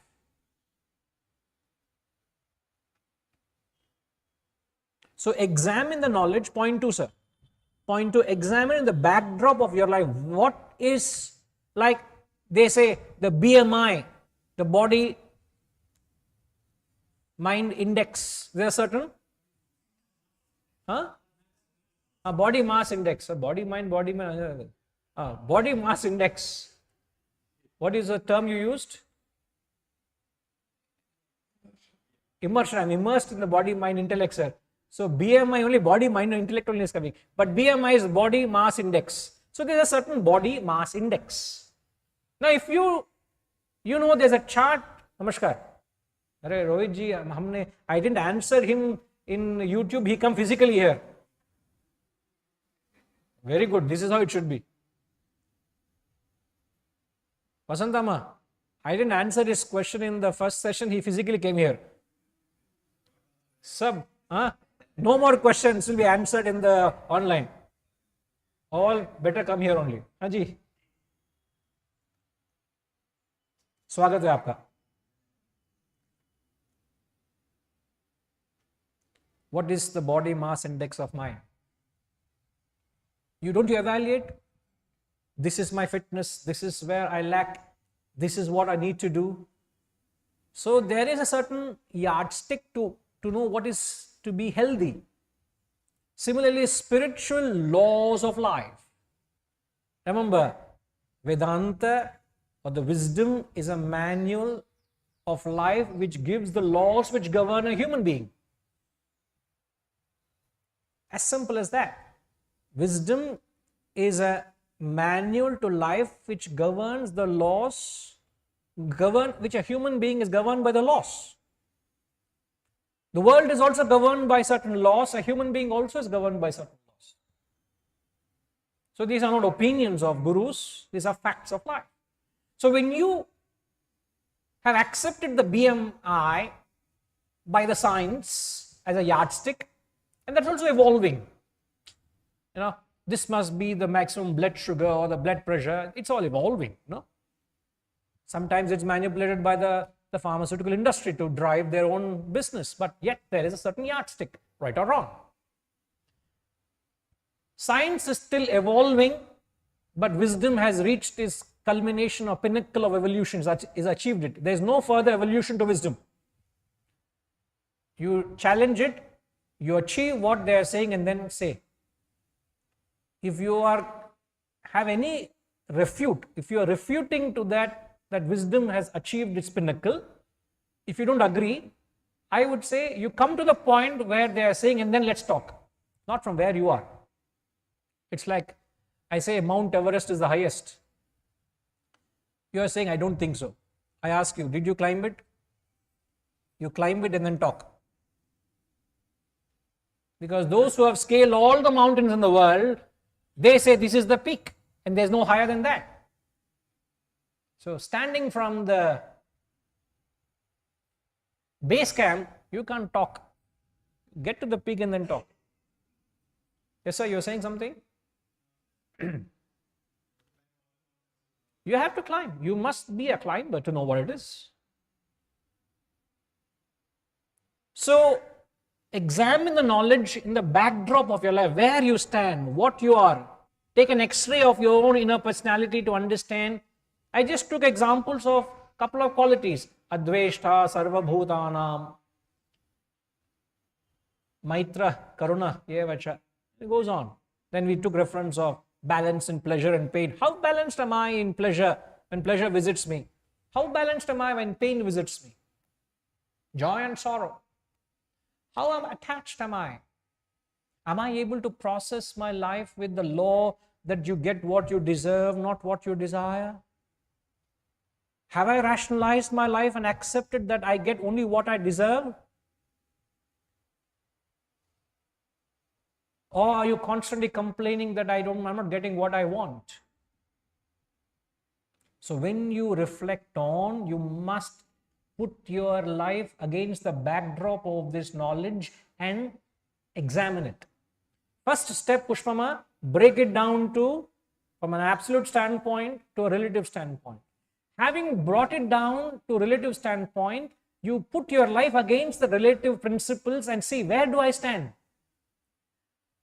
To understand BMI, you don't have to do doctorate in medicine. Do you have to? No.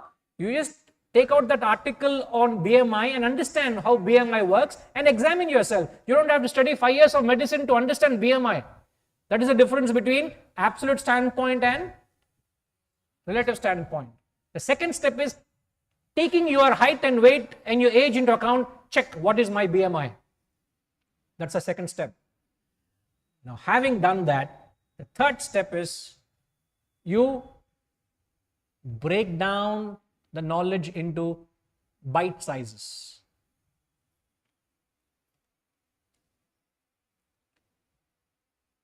Break it down to bite sizes. That's one of the most important element in reflection. All three, they are very essential steps you must take to break the knowledge down into bite sizes. Exactly like we say, the cattle, they chew the cud. Having eaten, they regurgitate the food back into their mouth and chew it again. Exactly the same way, you bring out the ideas that you have learned, bring it out again into your intellect. You got to break it down to digestible sizes, big pieces. Chew, like chewing the cud. That doesn't mean you keep doing that. Oh, my guru said chew the cud. Jaws are pairing, Guruji. What is it you told me? You'll have to go to a psychiatric doctor, not a general physician. It's not the principle. Are you all with me? The three important steps, what you're reflecting on. breaking it down to bit sizes.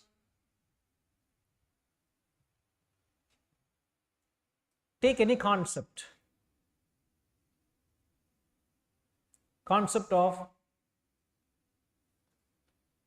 living a life of detachment. Try and understand what that concept of detachment is. Can you pen down those thoughts with great clarity, what that detachment is? See, if an architect doesn't have clarity, if he doesn't give a clear picture to the builder, that's how it is, isn't it? Architect gives a design to the builder builds it. If the architect doesn't give a clear picture, what will be the state of the building? It collapses. There's no scientific backing to it. How many pillars to put, what beams to put, what not to put, so many things that goes into it. Similarly, when you get into a concept, you must have a sound understanding of what that concept is. If I ask you, what is detachment? What is detachment? Because you are going to build your life on that idea. The builder is going to build a skyscraper based on a mere drawing. How sound must be the drawing that 100-story skyscraper is going to stand the test of time for the next century. Now you want to build your life, you want to give a direction and a purpose to life based on the understanding of this philosophy. So you need to break down the philosophy into bit sizes so that it can be understood and digested by you. It is not just in thin air that, oh, I know Vedanta. As he said, I chant the Gita, I know the Gita. It's not mere general knowledge. It is specific, clear understanding as to what it is. If I want to be detached, I must know what detachment is. Not scholarly, please. We're not trying to make you scholars, but to understand the nuances, what it is to live a life of detachment. What is detachment? Is it possible for me to practice detachment? Where am I? What is happening within me? To what attached am I? How can I bring in? Where all should I practice this area of detachment? Go to the very depths of that understanding of the concept so that that drawing which you're going to fall back on at any time is so clear that it will guide you forever. So it's all something which you have clarity on.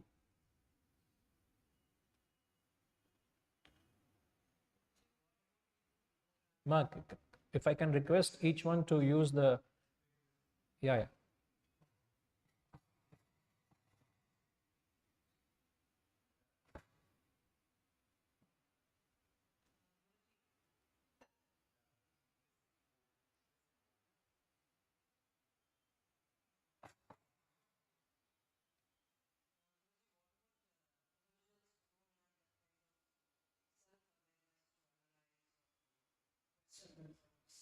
How about illusion? Individuals, okay.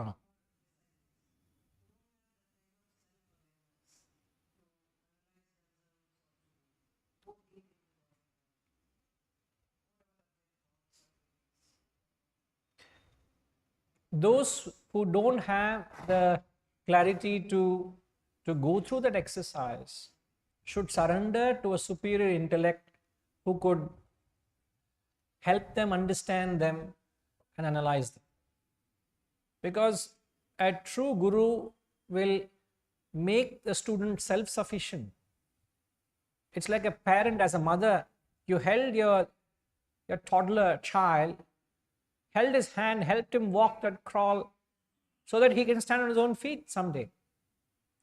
So a guru would help you through the process of analyzing, assessing, taking a true measure of what's happening within you so that you're able to extend that process to understand other depths of your personality. It's like, surrender is an essential element in one's life.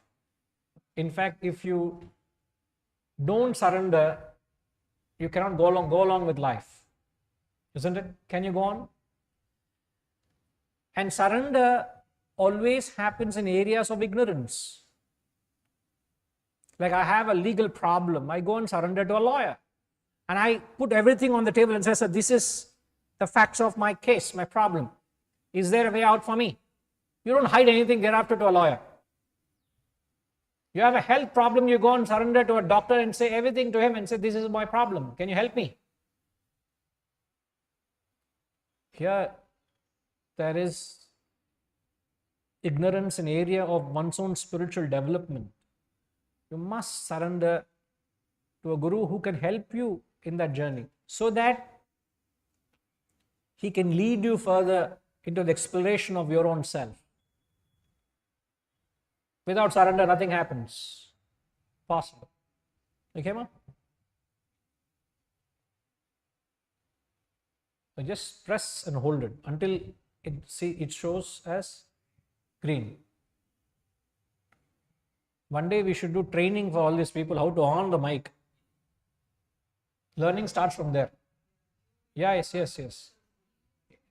It's coming, ma. Sorry, ma. You people don't need the mic, no?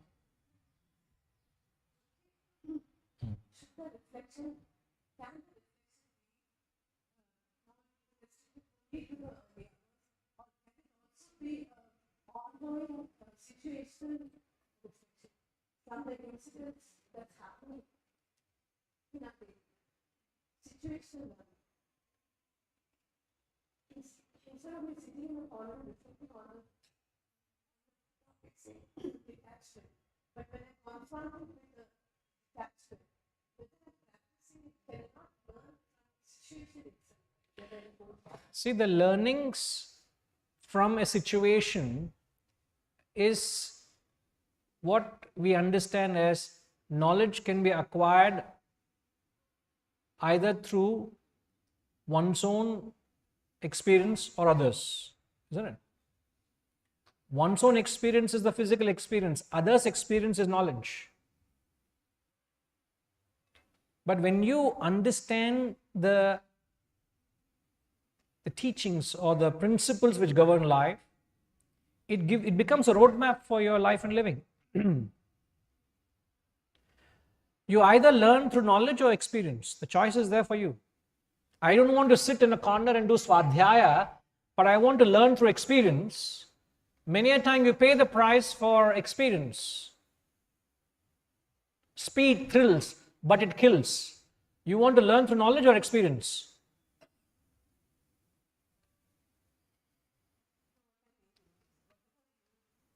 Attach, you suffer. Detach, you enjoy. You want to learn through experience or knowledge?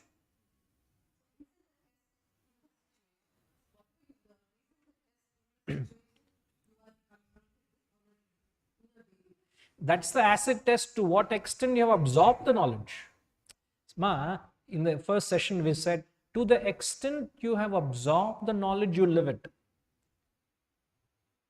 If you have not absorbed it, you will not live it. You will also fail to see it. You don't have the eyes to see where you are not practicing. I will tell you, since I know you in and out, I will tell you where you are going wrong. Example. You may stand up and justify, no, Guruji, it's not like that. I know it. Example. Huh? So you may not have the clarity of the intellect to see where you're going wrong. Because you don't have the wisdom. Objectivity and wisdom done. You're not able to see a fault as a fault. So you continue to repeat the same mistake or similar mistakes and justify. That's the reason we are said, do swadhyaya, my dear, so that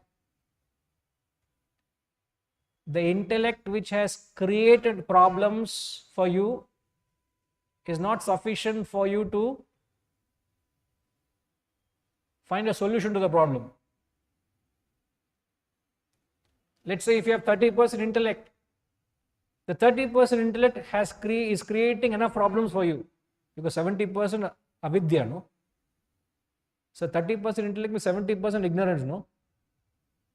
You are creating enough problems for yourself with 70% ignorance. Now, will the 30% intellect help you to solve the problems you have created? It will not help you. The intellect which has created the problem will not solve the problem. For that we are saying, please do little swadhyaya. Matter of time, your intellect will develop. You will have enough wisdom to solve the problems, rather than continuing to repeat the same problem or similar problems. So whether you want to learn through knowledge or experience, sit at the desk, study the Shastras. It will put you on a vantage point. You know, often when people who go into the woods, who do exploring in nature, they go into the forests and all, many a time you don't have, let's say if you don't even have a tool to guide yourself to navigate into the forests, they're lost because it's so disorienting. Because everything the same everywhere. You walk for half an hour, everything is in the whole forest looks the same. The same shrubs, the same trees, the same flora and fauna. But how do you find a direction?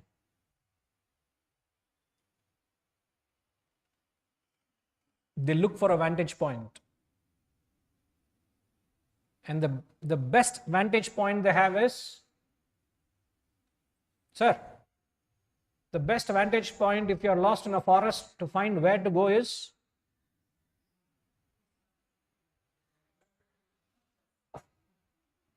vantage point so that you know where to go.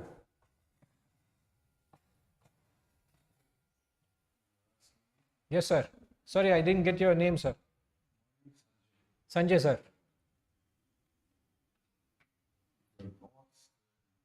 Have you ever been lost?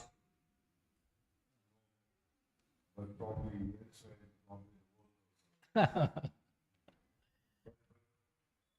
actually, I think maybe to give an opportunity to carry on and reflect and see what one wants to do, how to go away from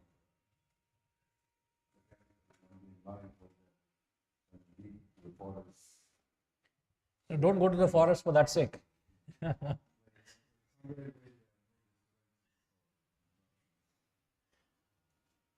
Which does not allow you to think properly. Yeah. No, I got what you're saying. The vantage point you can get is to climb a tree.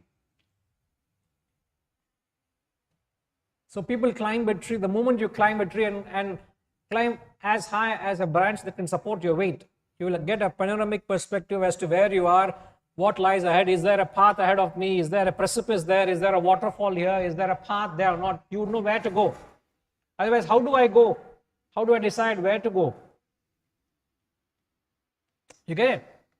So when you study the Shastras, the deeper you go inward, the grander your vision becomes. Remember, the deeper you go into yourself, the grander your vision becomes. Exactly like the deeper the roots go into a tree, the taller is a tree. You know that? When the roots go deep, the tree is that tall, isn't it? So you go deep into your personality, you will grow in maturity in your vision. You will have a foresight. I keep telling people that I'm very clear what I would be 10, 20 years from now. Very clear.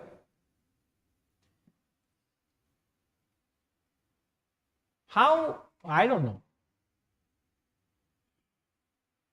And I would not doubt it. Who is to doubt providence? Who am I to doubt providence? So you have that vision, you have a certain vision. You see, so don't learn through experience. You test your knowledge in experience. The world out there is a huge laboratory to test your wisdom. But you don't do your research in a laboratory. You do all your studies outside and go and test it there. So the more time you spend in swadhyaya, to that extent you will absorb the wisdom, and to that extent your life becomes better.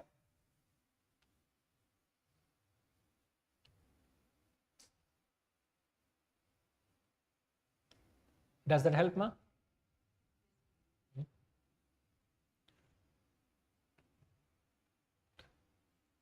So on the question what to reflect on, we said we must reflect on the teachings. I'm just doing a quick recap.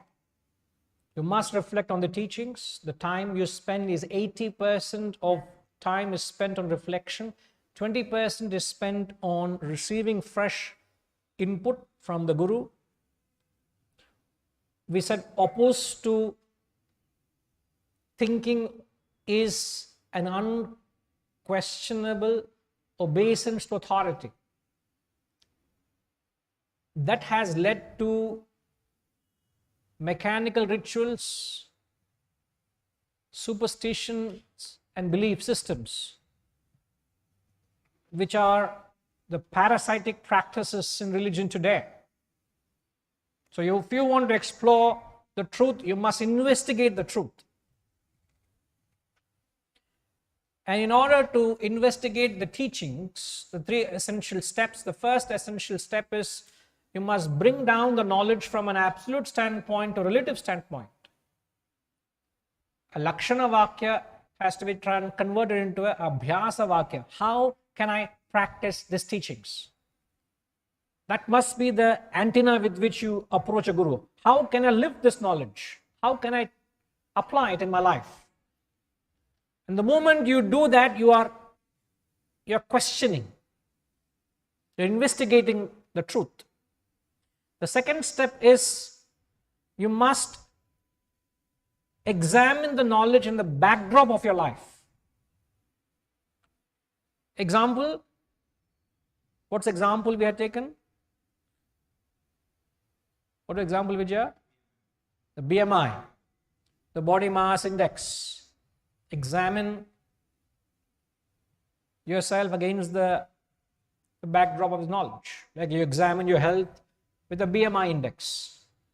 Third, you break the knowledge down into bite sizes like cattle chew the cud. Once you do these, you would have a knowledge which is applicable, not just to confine to books and classrooms. Okay, right, no problem. Yes, sir.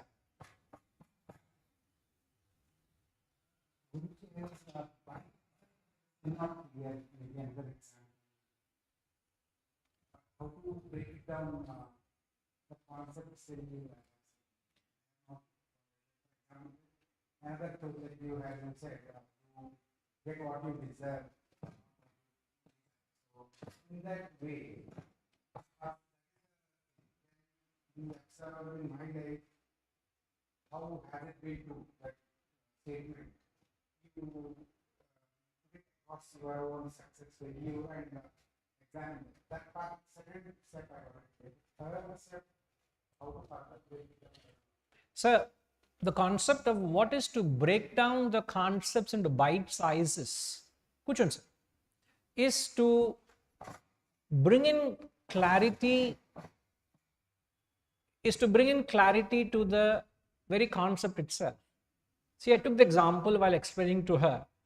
Like if you want to build a skyscraper, you need to have an architect's design. So there's a sound clarity in the drawing, what to and what not to. So it gives you a direction as to what to do. Like Vedanta, one of the most quintessential aspects of Vedanta is you must live a life of detachment. I'm just repeating the example I've taken to her. Now, if you want to live a life of detachment, does it not necessitate that you must understand what is this grand concept of detachment? I'm not talking the grand, but in a concept, in a level where I am, so that my intellect can fathom that grand concept. So you got to break it down into concepts and ideas which you can relate to, so that you are able to think and ponder over it. If I say, reflect on detachment, does the tantamount to mean I keep muttering detachment, detachment, detachment, detachment, detachment, detachment, detachment? Is that what it means, Gayatri Ma?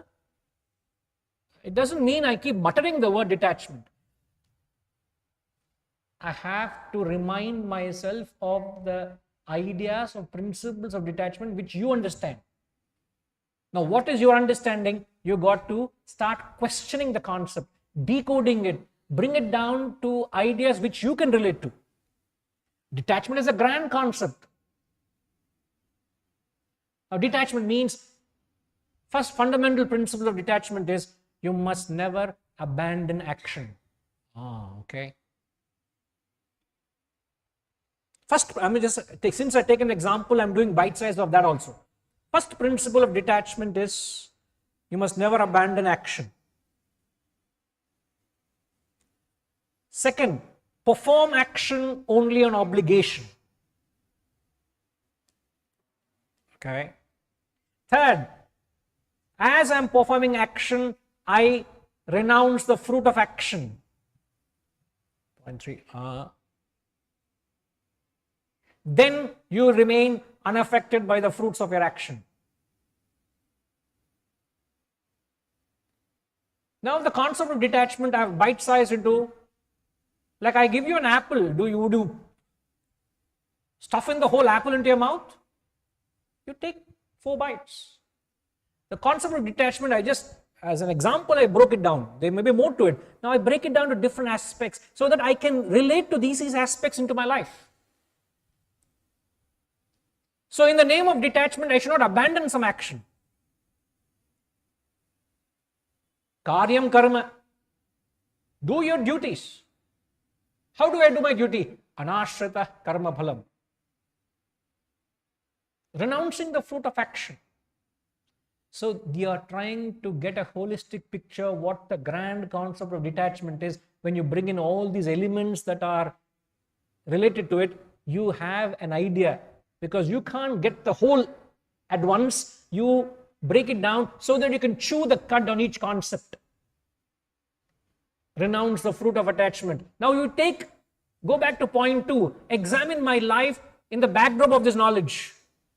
With my corporate career, which I'm aspiring, am I renouncing the fruits of my action there? Or is there a hidden motive which I'm expecting from my work I do every day? It's like an MRI, it reveals something is not right there. It reveals there is a problem, there's a blemish, there's something not right there.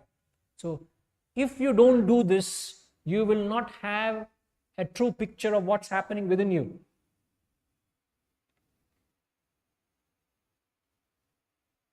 That is what bite sizes mean. Detachment, we said, first is you maintain action. Second, you perform action based on obligation. Point 3, you renounce the fruit of action. Point 4, you're not affected by the fruits of action.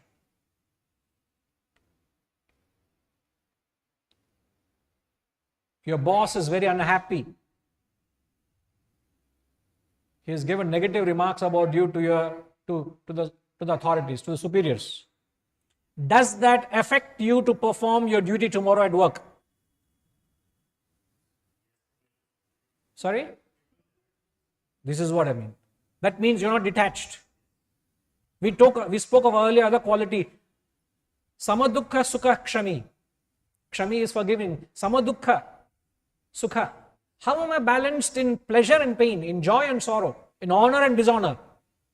Just because a negative news comes towards me, if I'm affected, then I'm not detached. I'm terribly affected by what's happening. I'm attached. I'm influenced by the happenings around me. So you go down to the very bottom of every action and start examining. Like when you go to a doctor with a problem, he wants to know everything about your medical history, isn't it? Every time you go to him, he will once say, come with your medical history. What were you doing? What tablets were you taking 6 years ago, 4 years ago, 2 years ago, 6 months ago, 3 weeks? Yesterday did you take? What is the prescription? How many tablets taking? Which are the doctors? What diseases you have? He will take everything into account before he writes anything. If he doesn't do that, don't go back to him. Walk out of his dispensary at that moment, because he is not investigating your case. You want to investigate, you want to achieve the truth, investigate into the truth. The truth is, you must know where you stand now. And once you get to this knowledge, you will find a vantage point. You get into the truth scientifically, the knowledge will give you a vantage point where you know where exactly you are, you will know where to go, what to do, what not to do. But for that, you must do swadhyaya. Swadhyaya is the sap. It is your spiritual lifeline. You don't do this, no guru can help you. I'm just using the words which I'm reiterating the words which I've said in the session 1. It's quintessential, sir. So if you don't do manana, reflection, you have lost the game of life. No guru can help you. He can help you, but it's too late. The doctor will say, man, all the time I tell you, you don't follow anything. He'll ask you, why are you coming to me? You are not doing anything, man. Why are you wasting my time, he would say. You find another doctor. He is not interested in you. He wishes well for you, but you have to put that effort. You want to gain health. You have got yourself enrolled in the best gymnasium in the city. You have also appointed the best instructor also to instruct you what exactly to do to gain that picture of health. Every meeting you go, there is samosa and kachori. And the hosts have been so welcoming, they have offered more than one. Wisdom Foundation is very, very fulfilling. Kachori and samosa, and that too with tea, and that also more, how much ever you want. Biscuits also were there. That too salt biscuits. And Pushpama, she is the snack in charge.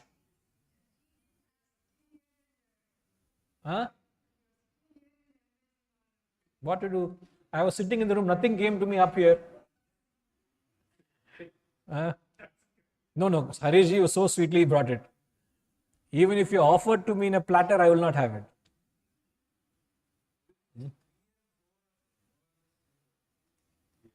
So, Kanisha sir. So, how can you eat samosa and kachori and then go to him tomorrow and say, I want to burn, I want to exercise? He'll say, hey, what are you doing, da? I don't see all the exercise I have told you, you're not following. You're coming to gym regularly, but what are you doing outside the gym? I told you what not to do also.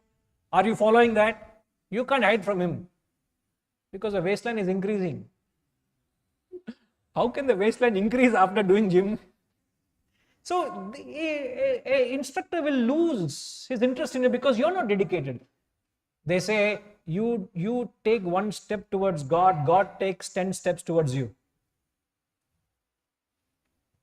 You show that Shraddha in wisdom, the Guru will go great lengths to transform you because you are showing that Shraddha, not just faith. If you have faith, you gain. What faith gives you? Faith gives you knowledge. Shraddha gives you, Subhash ji, wisdom. आप मुंबई जाके बोलिए, what did you learn? Shraddha gives you wisdom. Faith only gives you jnanam. Vijnanam you want, you need Shraddha.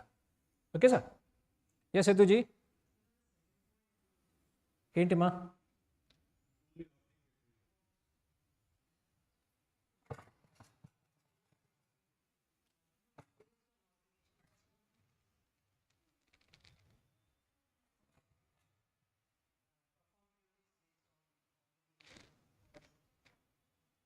What about it?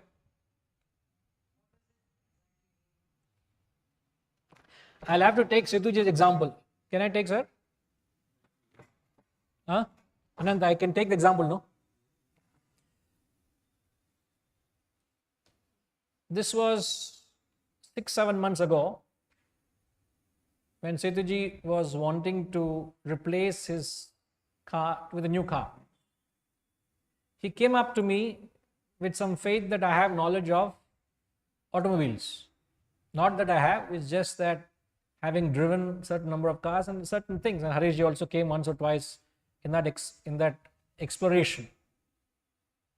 And then we decided, I gave a feedback, it was his decision, Setuji's decision.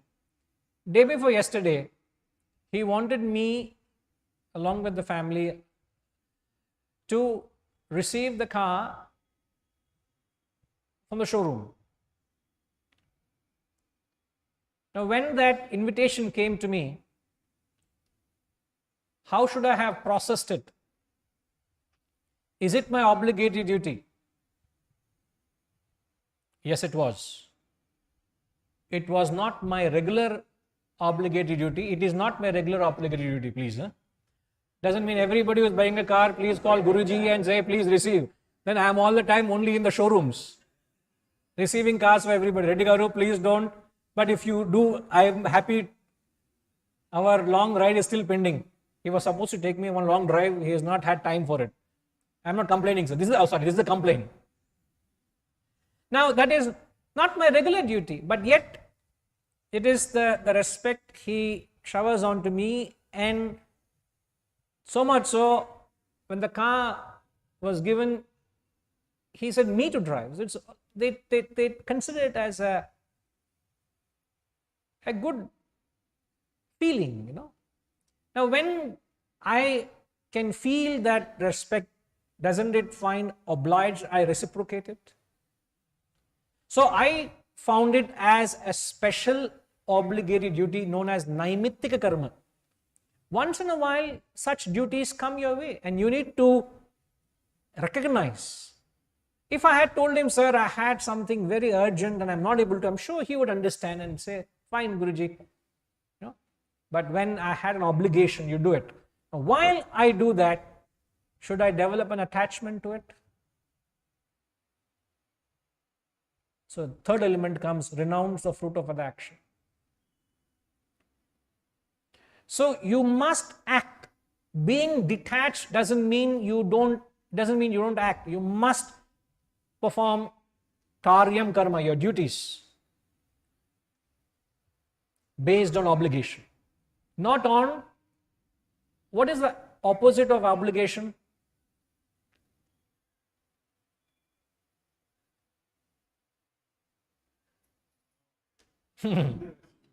Simple, correct. Why are you complicating it for us, sir? Opposite of obligation, no obligation.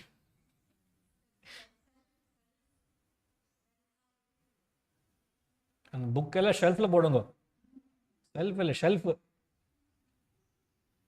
What is the opposite of acting on obligation? Sorry, sir? Not dictionary wise, sir. I'm asking philosophically, what's the opposite of obligation? Voluntary? Haan, Subhashi? Selfless? Selfish? I'm not talking of selfless to say selfish, no. मैं बोल रहा हूं, I am doing my dharma, my duty. Yes, sir? Opposite of detachment is attachment. Opposite of performing obligatory duty is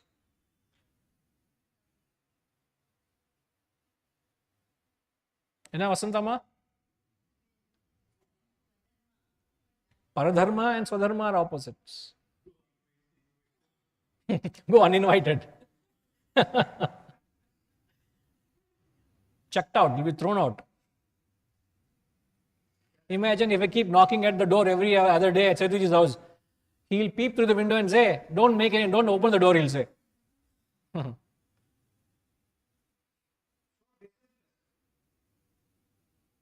Sir, the opposite of acting on first of all, acting on obligation means you operate on the intellect. Opposite of acting on intellect is operating on your whims and fancies of your mind. Indiscriminate. You act on your mind, impulses. I do things which I like to do. Raga dvesha. I don't do what I don't like. Sai is calling. I don't like to take his calls. I don't like to do it. I like to do certain things. You're operating on your impulses or emotions, likes and dislikes.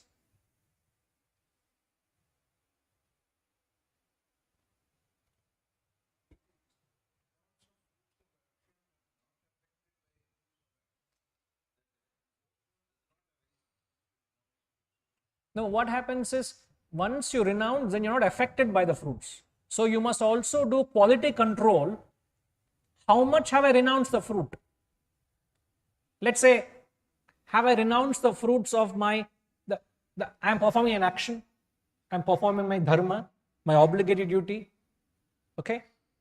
The fruits of action is the feedback I get. Now, have I really renounced the fruits of action? How do I know? By seeing whether am I affected by the fruits. One thing is to say it, another thing is to evaluate, test it in the marketplace. So the quality control is you test yourself, am I really affected by the fruits of action? If the fruits of action still affect you, that means you have not renounced it to that extent.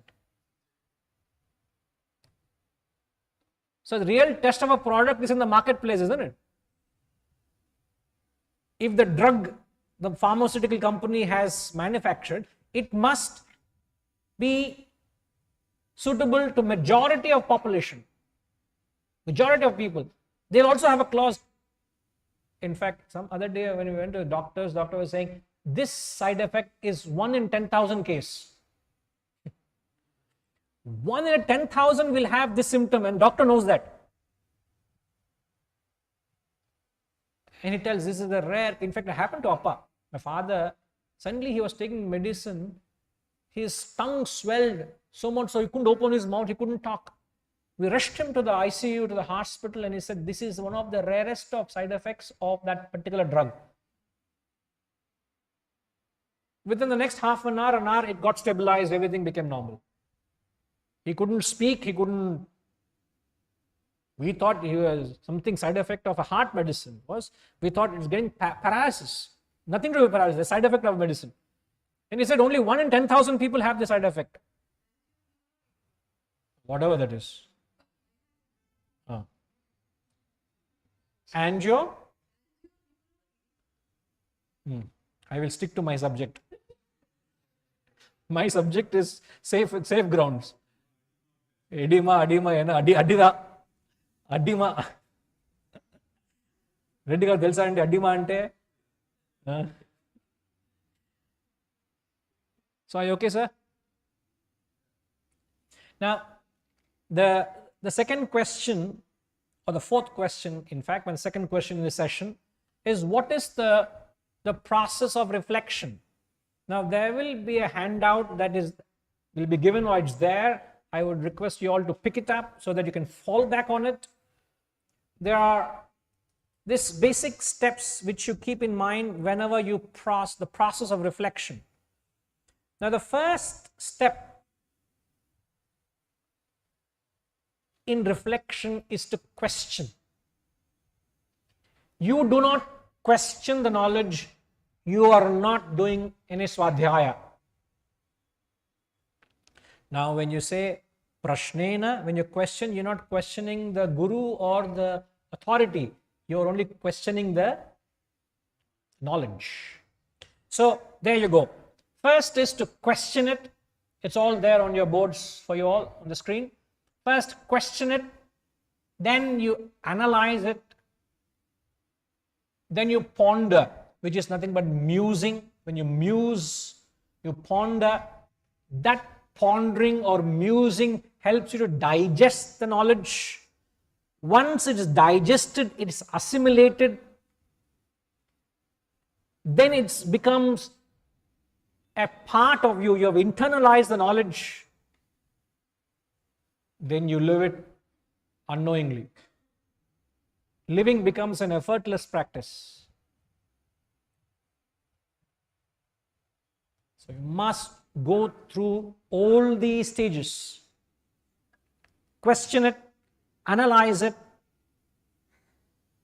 muse over it, digest it, assimilate it, internalize it, you'll automatically live it. Otherwise, you know it, but you'll not live it.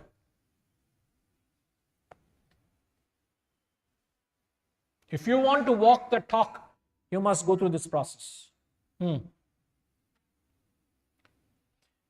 Now, please carefully listen to what Lord Buddha had said. He said this 2,500 years ago.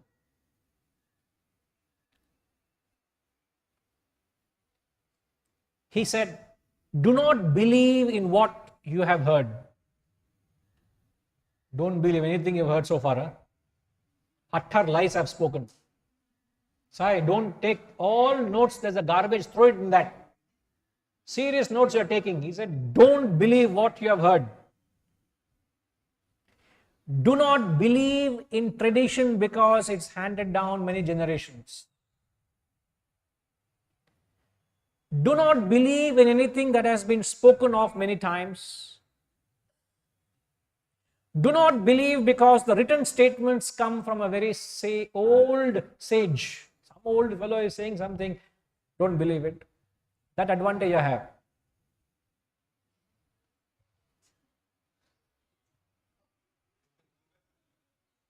Can you make that bigger?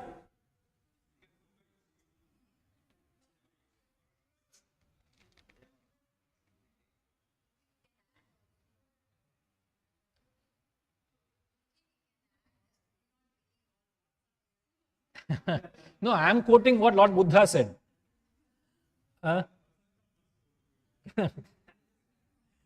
So,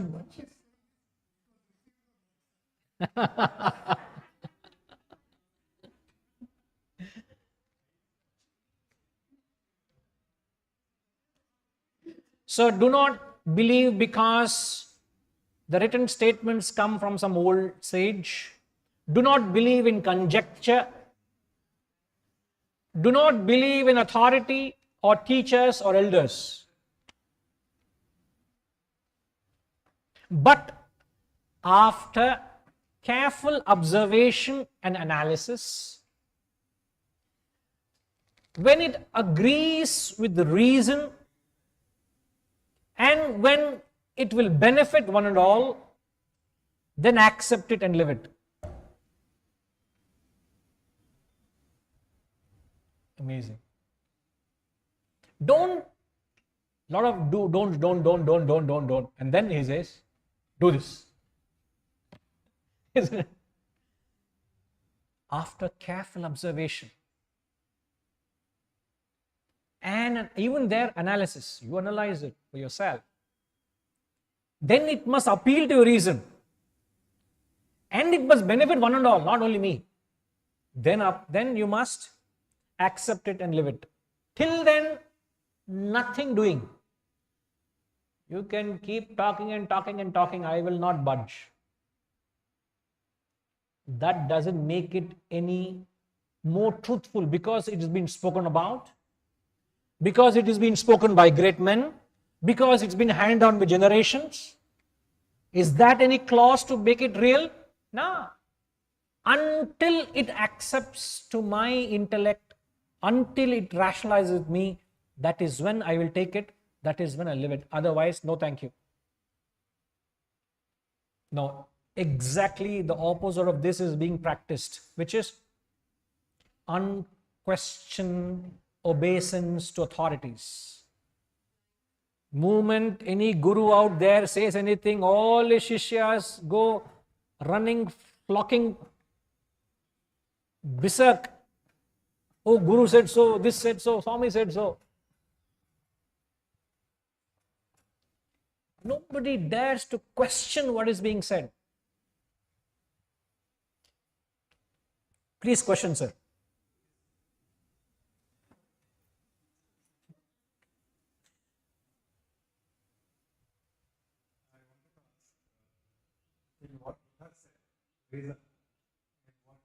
analyze.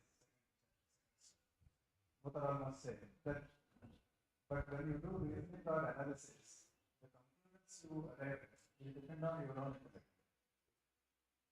That is where people differ from each other. So with the same input, I might come to different conclusions about particular Lakshana. While right, because we operate different levels. I'm just giving an example. So how to make sure that we all have, so we can never have a common understanding. So it depends on our intellectual level, depends on our background, our life. Various things influence our conclusions from that understanding. So does it lead to different interpretations and people following at the same time? Buddha really foresaw, what he really foresaw was changing social, cultural, and educational dynamics. It was constant. What he said was, let it like those manufacturing body constantly update our medical procedure, our quality systems, because the demands of the market, demands of change, require introspection is also both the manual procedure and the manual internal audit. Both have to be seen again. So I think he was so far ahead of his time. He said, you recognize nothing is constant. He said, at that point of time, 3,000 years, 4,000 years down the line, what was acceptable 10 years back, we are seeing today, because changing political dynamics, social dynamics are changing. Because of what Amma nature is doing to us, we are forced to change again or take cognizance of it. It is not going to take cognizance of this and going to be stuck because you read those words of wisdom of 2,000 years ago, then it's a stress which you will have to carry. If I can just answer Ramji, so in the earlier section, I remember talking about when the Guru gives the aphorism, Tat Tvamasi, the student goes back to the Guru for his assurance that whether he is in the right path. And I said to her that you must surrender to the Guru. So these elements ensure whether the independent inquiry doesn't take you off tangent. So you are in course under the guidance of the Guru. So you take back your understanding and say, am I right? That dynamic consultation with the Guru ensures you are always on the right path. The compass is the Guru. You fall back on the Guru.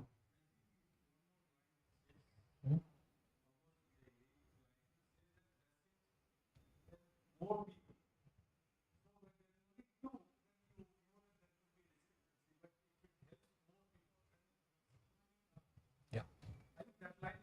Yes, yes. It should benefit one and all.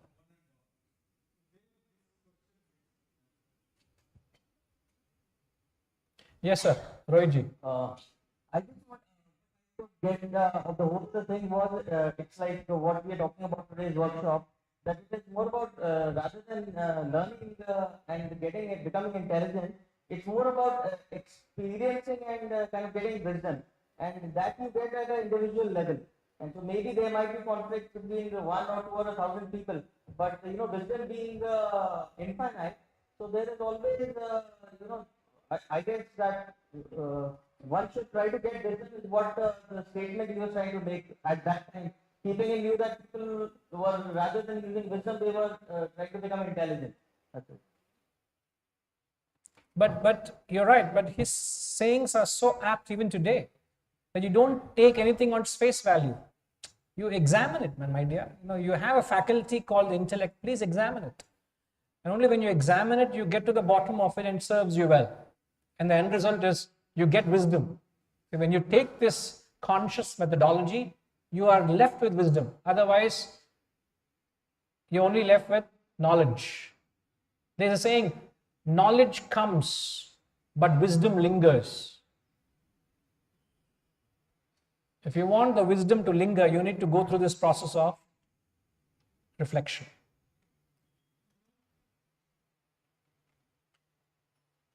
Yes.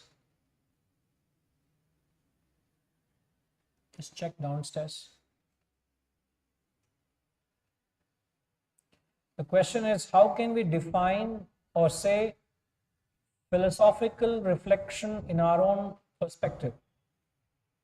As I said just now, by pondering,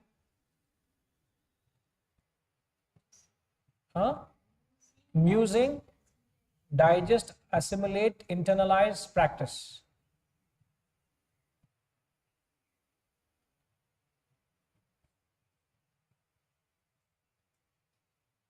Yes, this is what is reflection. Pondering, musing, the 7 steps we say. Okay. So I think we will break for lunch and then we'll please try to be back here by 1:45. Okay, Sai. Yeah, one more question. Yes, please. Guruji, the whole 7 steps, so we have 3 main steps. Bringing down to relative plane. So that third part, breaking down, this is part of the breakdown, right? It's a part of the breakdown step. So we have initially right, of the reflection. That is bringing down as a related to our current situation and then the breakdown. So these are part of the breakdown.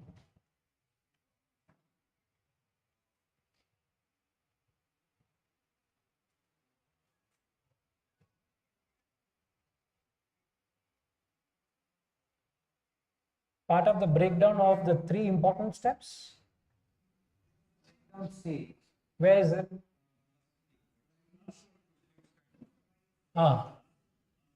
These 7 steps are part of the breakdown is what I'm saying. Breakdown section. No, this stands independently. That is being told how you should do it. This is being told what you should do. I tell you, sweep the floor. What to do? This is how to do it. How to sweep, I'm telling you. This is how to sweep, how to reflect. That is what to do. What to do is different from how to do. Am I making sense, sir? You're nodding the head for the sake of nodding.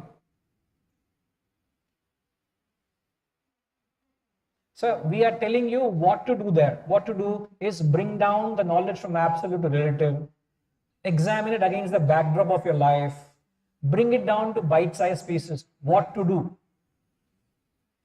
Question, analyze, muse. How to do it? How to go through the process step by step is being said here.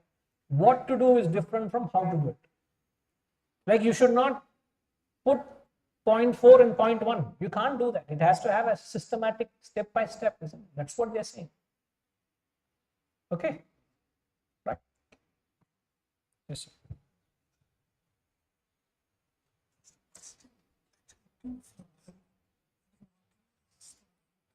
Okay, I think there's some, I think there is question here. Okay. Is there a fundamental difference between reading scriptural texts and listening to a guru's recording? They both will come under Shravana. Those days, Shravana was the only source of knowledge because there was no written scriptures, textbooks. So only source was from listening to a guru. But unless you mean reading scriptural textbooks as going through this, the depth of study, unless you mean swadhyaya, then it's different. But if you take it just merely reading, I can read about something which I do not know, as good as listening. So both are Shravana. Okay, you comment further as well. reading scriptures vis-a-vis listening to recorded lectures of a guru, which is more conducive for reflection during Brahma Muhurtam for a serious student of Vedanta. I would not recommend listening to any guru nor reading any fresh literature at the hour. That hour of 4 to 6 is only meant to revisit an idea which has been taught. It is you, what you're doing is chewing the cud. 4 to 6 is meant for chewing the cud, not to learn fresh literature.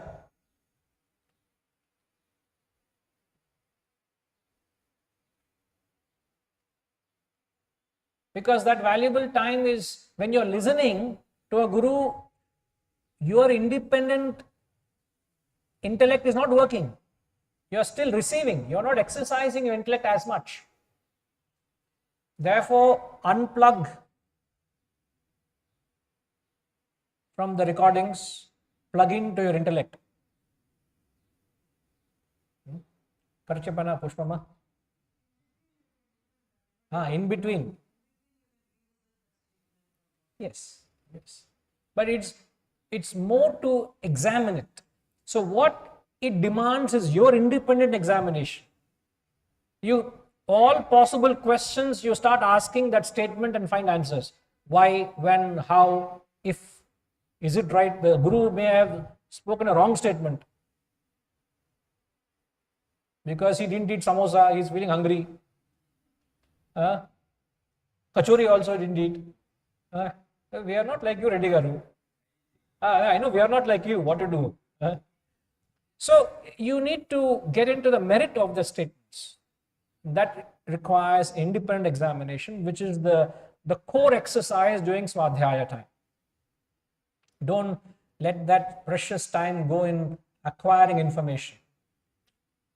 That's why I said it's a sanctified activity.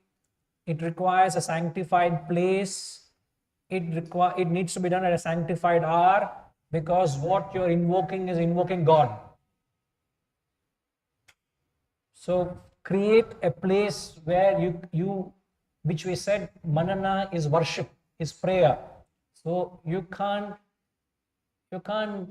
bring it down in a very lighter sense. It has to be a very orthodox kind of approach to that act. That's when it brings the most auspicious result. It comes out.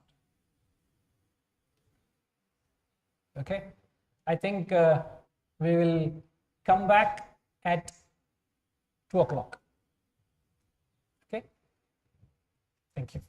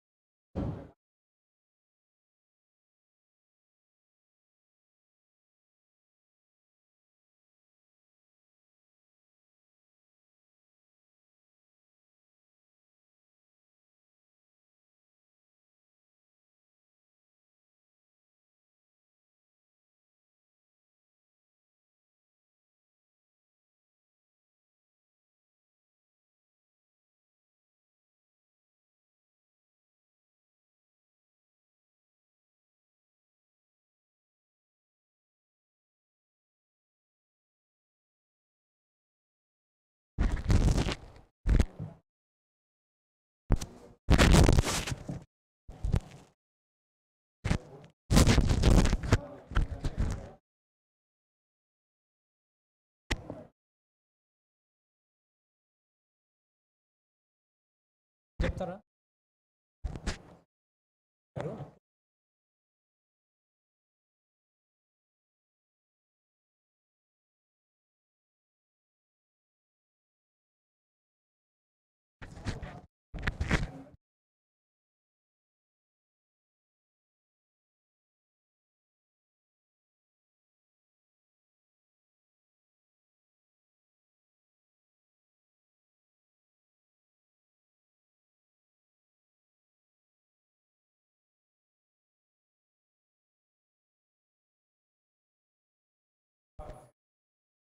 Reflection.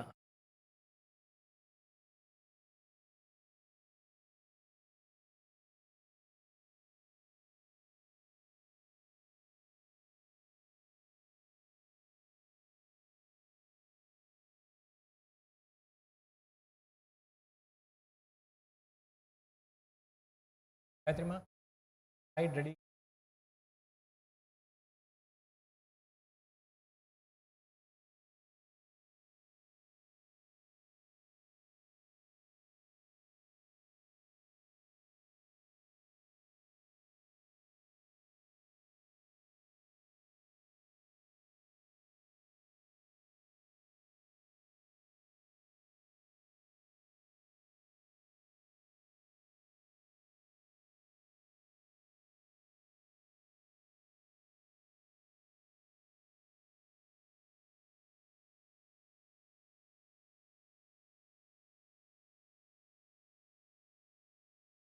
అదిగో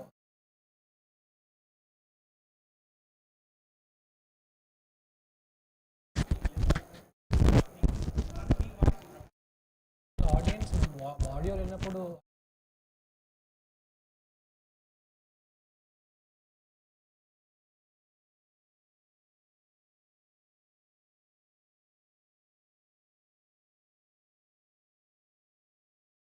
దానికి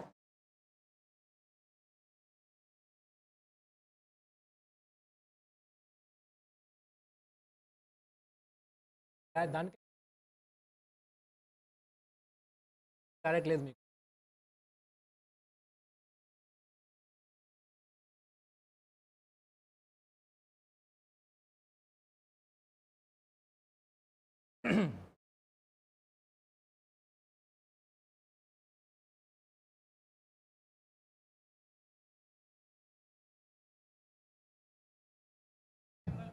of it, I said never. దైవం దైవం పంపించారు.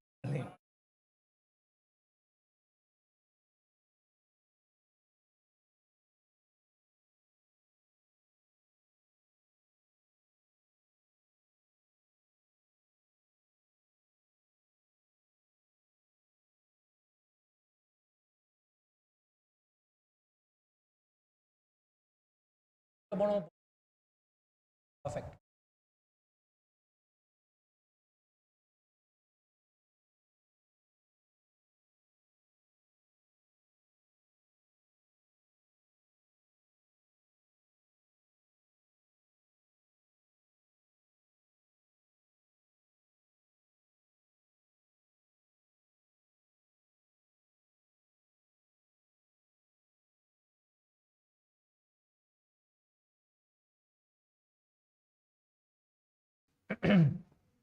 We'll take up two questions.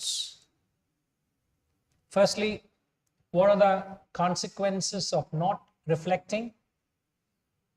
Vis-a-vis, what are the benefits of reflection?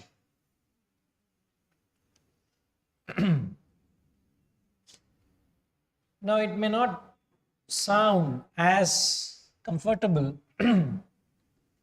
You may say, what is the consequence?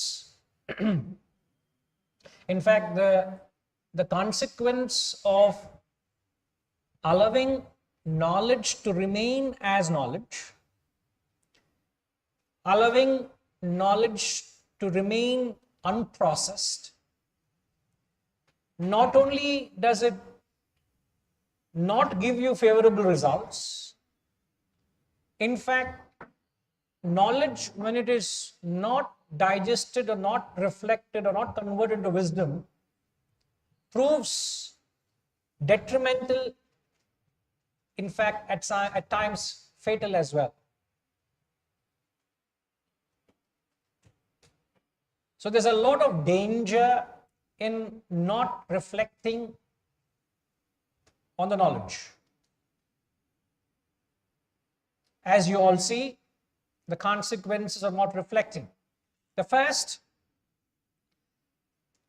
is the knowledge becomes stale.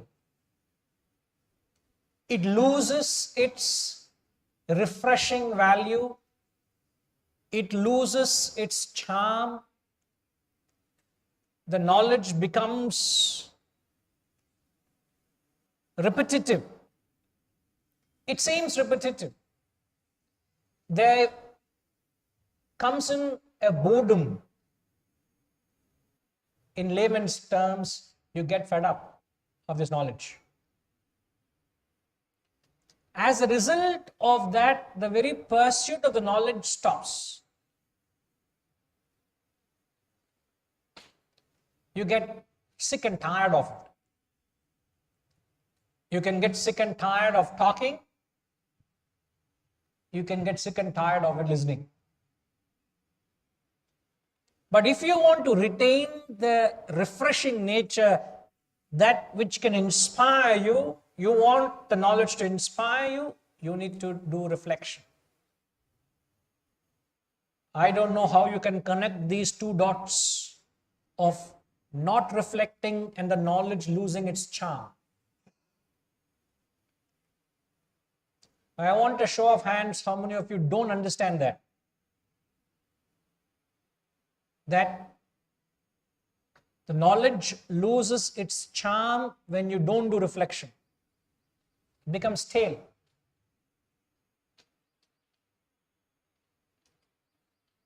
So no show of hands means, I believe you all understand.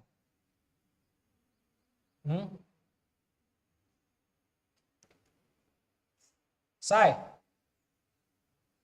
you follow?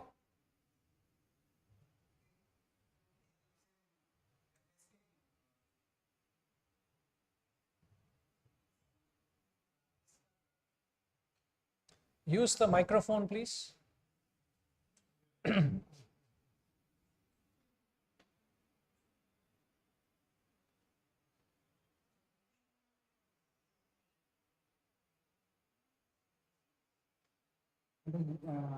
మీకు మాట్లాడడానికి సరిపోతుంది.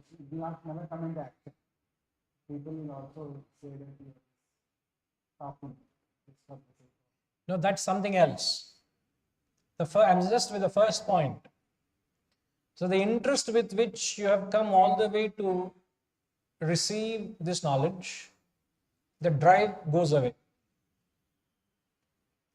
You will not have the drive to learn. The knowledge will lose its charm for you. It becomes boring. It becomes a waste of exercise. Something which has a value for you has no value. Not coming into my action. So there is no return on my, there is no return from the knowledge. Because it is not coming into your system. Because you have not internalized it, because it has not become a part of you, you will find it waste of investment.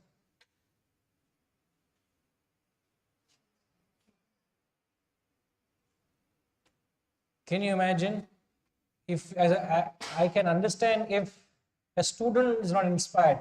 Imagine the Guru himself losing motivation to talk. Sorry? Keep stirring the pot, correct.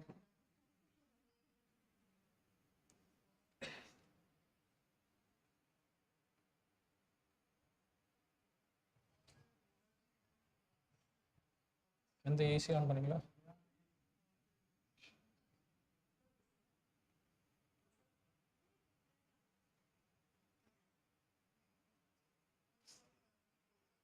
இங்கே on பண்ணீங்களா? On பண்ணாம எப்படி?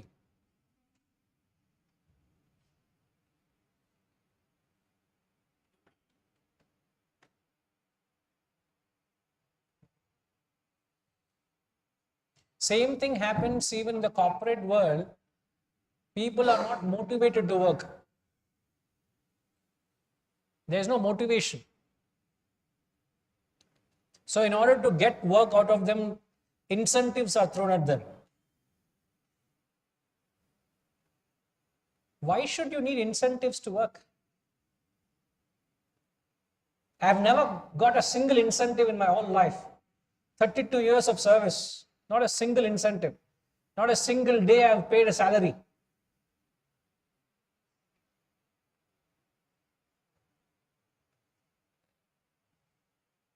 Nor have we been provided.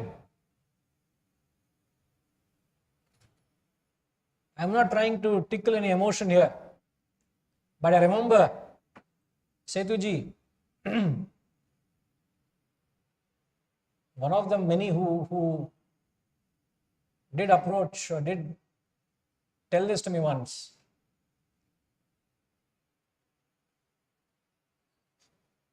How much do you need, Guruji, for your monthly expenses? I will take care.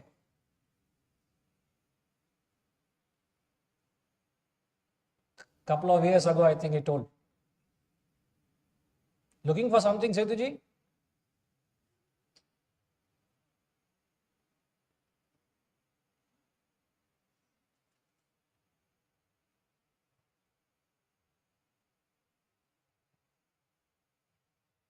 చెప్పారండి ఎంత కావాలి monthly expense ఎంత అవుతాయి I will take care అన్నారు I told him I will never tell you I didn't tell him Now why I am trying to tell you is, what incentive will you give me to make me speak? Today at least there are a few more people in the chairs. Otherwise there are much lesser people. That's not an incentive for me not to speak. And I must say, one of my first public lectures in 97 was for 2,500 people in military headquarters on war. I was shivering on stage. I was only 21. And I was given an audience of, cream of military was there. 2,500 people. So it's not that I didn't have an audience in my life. But I'm only trying to tell you, you don't need an audience to speak. You don't need, that doesn't mean I come and talk rest of the week to empty chairs in the ashram here. No, I don't mean that. Then something psycho with this fellow. He is talking to empty chairs and walls and furniture and fittings. Guruji needs psychological treatment. Something gone wrong with. So you need very minimal to inspire. So what I'm trying to say is, this knowledge has got so much potential. And to lose a charm for this knowledge, it's cardinal sin. And knowledge which can do so much out of you, if you lose a charm for it, you're doing a crime, pa. How can you do such a crime? I mean, Dhyana Shlokas, the mantra says, Mukam karoti vachalam pangum langayate girim Yat kripatamaham vande paramanandamadhavam. Mukam karoti vachalam pangum langayate girim. It makes a mute speak, a lame scale mountains.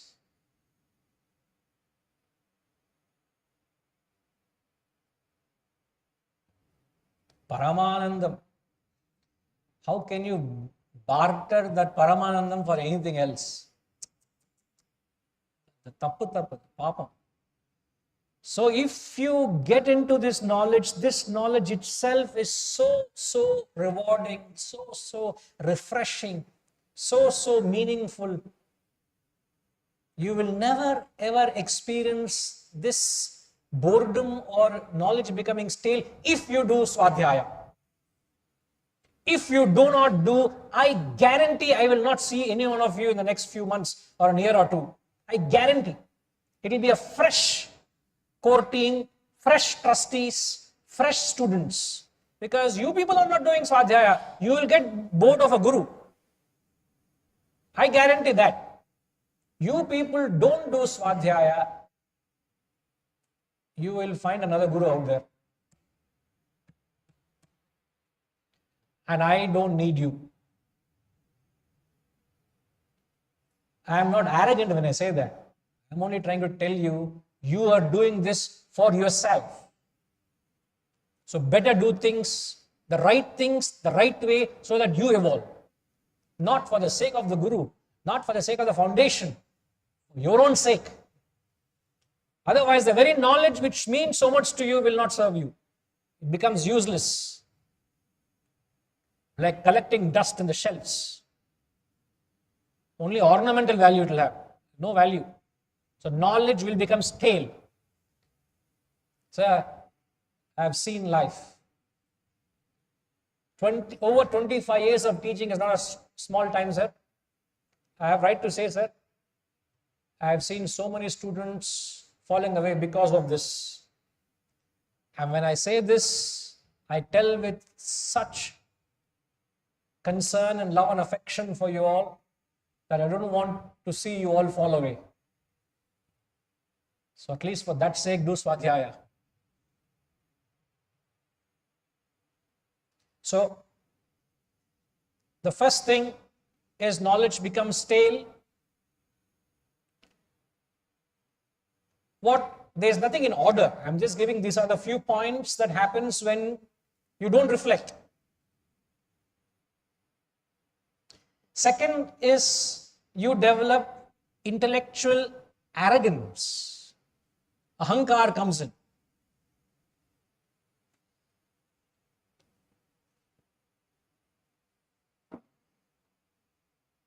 As the literal expression of knowing is, you say, I know. I know means? Huh? I know means he doesn't know, correct? He doesn't know? Correct. I know means he doesn't know, and that he doesn't know that he doesn't know. Sir, what poetry, sir? Knowledge will never be stale to you, sir.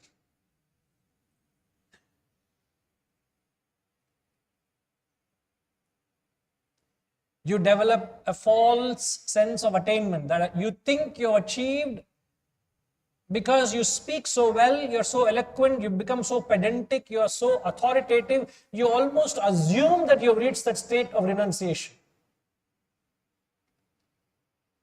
That trap some of us will fall into. It's a danger sign for us, not for you all. Because you people are given as a platform to sit and speak. You have love and respect and reverence, and you're lending me your ears, and I have few words to speak, and I speak. You're mesmerized of those words. That is our downfall. In fact, not having an audience is good for us. It puts you on your toes. Better do sadhana, man. You fellow, a long way to go. Otherwise, you think you know everything. You know in and out. You can mesmerize audience. You have got the concepts. You can twist and quote the scriptures. What more do you want? That's it. Spiritual, highly spiritual I am. It gets into your head. Thank God. Somebody put little sense into our head. We are able to at least talk of it. That beware, don't assume a status which you have not attained yet. Because you are able to speak flowery speech, you assume a state which you have not reached yet. So a fellow with knowledge thinks he has got wisdom. Biggest blunder. Watch out. It may happen to you as well. It can happen to anyone, but one who is committed to it full time, like some of us, the danger is far greater.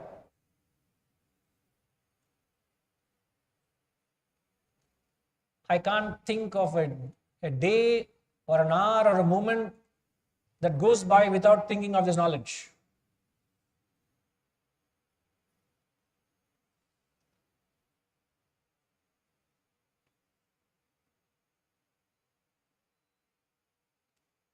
So there's a danger of falling into this false sense of achievement or attainment of a state where you're not.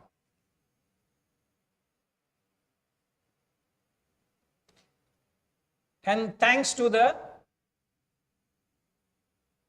followers, the matters become worst. They put you in a platform where you are not.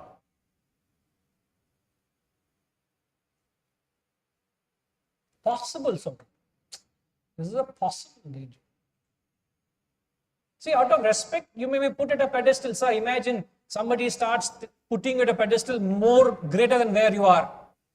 Don't you start assuming that state? Anand? Possible, isn't it? Very possible. And imagine receiving such compliments right throughout.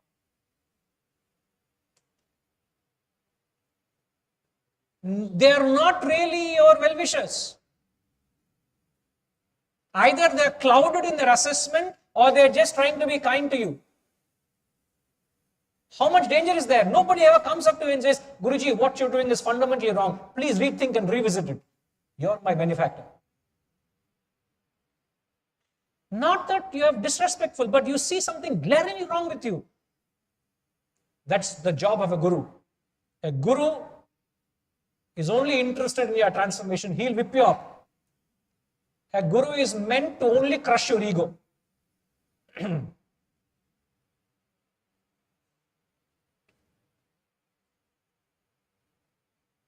could be the success may say, but in the reality it is a totally different.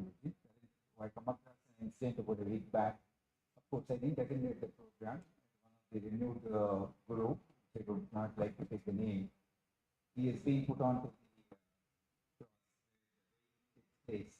He's been weighed with silver, and the vote taken by all the people who are the rich people and everybody. Say next year they will do with the gold. And I find what sort of a logic, what sort of a thing which we're trying to make it. This is precisely what I'm saying. The guru also is carried away like, completely sold. Completely sold. This is what I'm saying. And that's why we're talking about the fortunes of attainment. Then both guru and as well Shishyas. Sir, I can understand that the Shishyas are blind. What happened to the guru? Just a blind, the guru has become blind.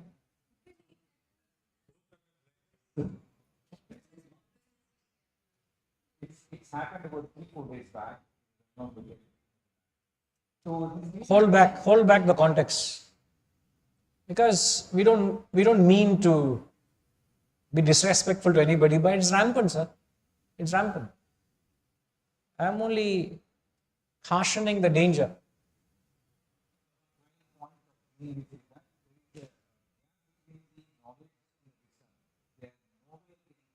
Sir, the guru himself doesn't do swadhyaya. So, what would be the consequences? That's why I said you don't know the gravity of that's coming your way today. It's extraordinary. Not because of the quality of what's being presented. I'm talking about the essential, quintessential lifeline, spiritual lifeline is swadhyaya. You take that out, it's like a human without a spine. The backbone of spirituality is swadhyaya. If I'm able to sit with my back, in fact, is because of my spine. Imagine if my spine doesn't support, I'll collapse. And tell me a guru out there who will emphasize on getting up in the morning and breaking your head, understanding the Shastras. Tell me a guru out there. I'm not sitting here and challenging. If the guru himself or herself doesn't highlight, what would happen to the sincere followers? The followers are sincere. The onus is on the custodians. It's upon us to bring out, to guide the students what the Shastras are saying. It's not my teaching. The teachings are there from In every teaching, every text, the teachings are there. It's the guru who should bring it out. No? The onus is on the custodians, not the disciples. The guru is lost. The followers are lost. They're all meandering, all dancing in the aisles. Guru dances. Imagine I start dancing on the stage. All of you will start dancing. The whole world start dancing. There's a tamasha going on, dancing. Bharatanatyam or Tandavam. I don't understand. All sorts of gimmicks. My God. How blind can the following be? We know it. If only we give a little license, all of that will happen here also. All kinds of requests come to us also.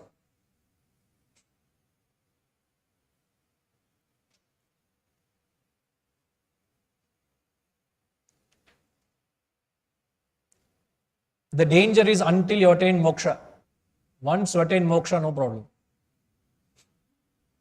Moksha is not, I'm not talking moksha of the physical body. I'm talking the moksha of the ego. Salvation. When you attain self-realization, then you're safe. Till self-realization, there is, in fact, in the Bhagavad Gita it says, the senses are so powerful that even a wise man, while striving, they can pull it away like a raft in an open sea. The winds of the seas are so powerful, it can take away the raft off its course. Of a wise man while striving, not an ordinary soul like me and you. So you got to be very careful. But coming to the point, the third point is ensure that you don't develop a false sense of attainment. And how do you arrest that is going back to the books and studying.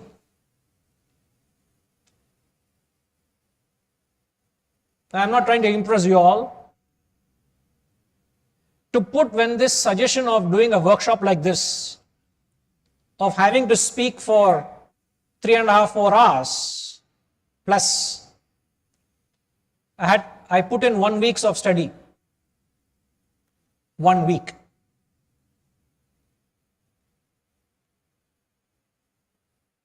And I didn't want to have the arrogance that, I know. Yesterday morning I was here from 10 o'clock till evening, 7 o'clock with little interruptions here and there. I was studying. From morning 10 till evening 7. Yesterday alone. The last 6 days, 1 week I was only on the subject. Not while I'm at the desk. Even while I'm driving, some thought comes, I pull aside the car, I take a note. I'll have to write it down in the main sheet where I'm putting thoughts. And 2 days ago I was telling Vijay, I'm not able to get a mental picture. Did I tell that to you? How to put a flow to this? Because I've never done a workshop on reflection. So it's full original thinking. You may have heard these ideas from me here and there, but how to give it as a capsule?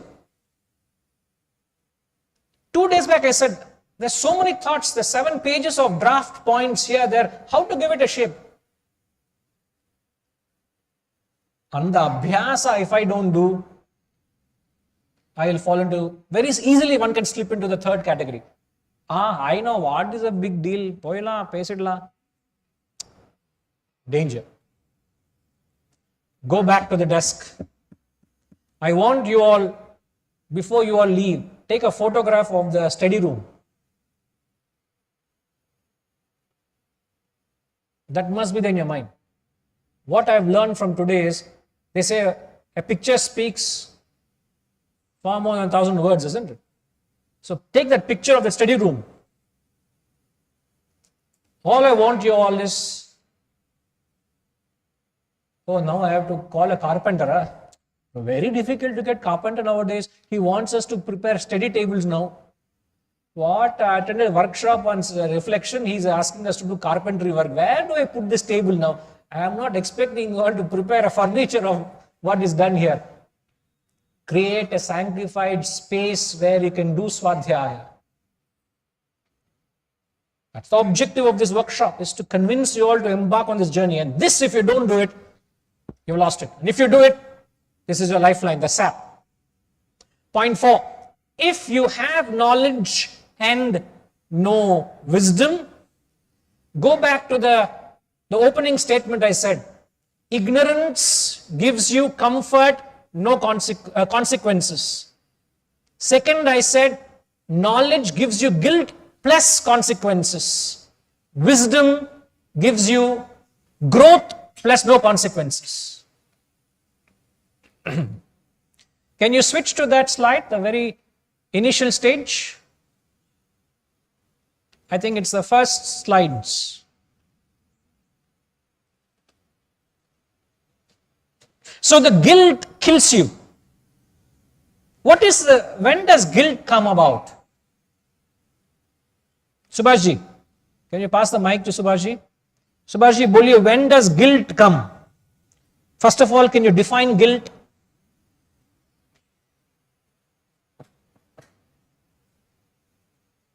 It comes because if you are having that knowledge, so definitely it will cause a guilt that but So can you hold the mic closer to your mouth? why I am attending all these if I am not reflecting. For example, if I say I have some hot talks with someone, then after some time if I am not reflecting, what is the consequences of this hot talk? So purpose defeats of all teachings. So that creates a guilt that why I have not been able to control myself in the beginning itself. So, as you rightly said, guilt comes when you are not able to apply or live by the values you appreciate. It's not that somebody else appreciates and I have to live to their standards. No. I also have a value for it. I appreciate it. I understand it. I know it. But I am not able to live it. This is the common problem. They say you can talk but you don't live.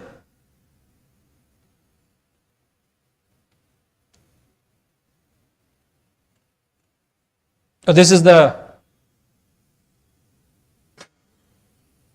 ignorance, comfort, knowledge, guilt. So those who live it walk the talk.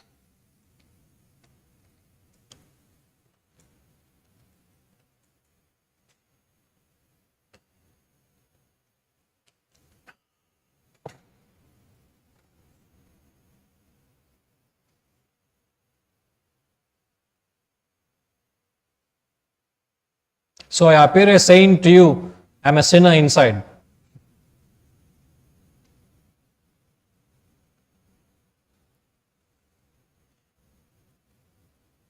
I just came across a beautiful picture today.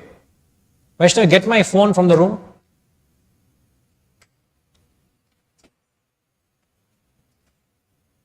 I showed it to her also. Somewhere in the media.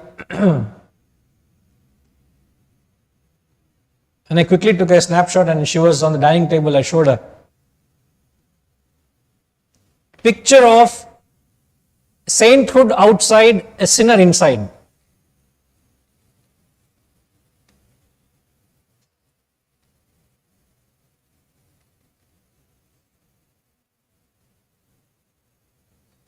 Can you all see it?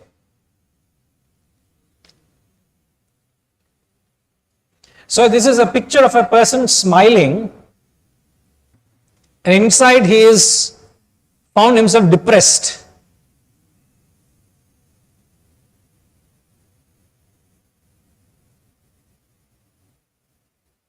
వస్తుందా? ఇక్కడ వస్తుందా ఇప్పుడు?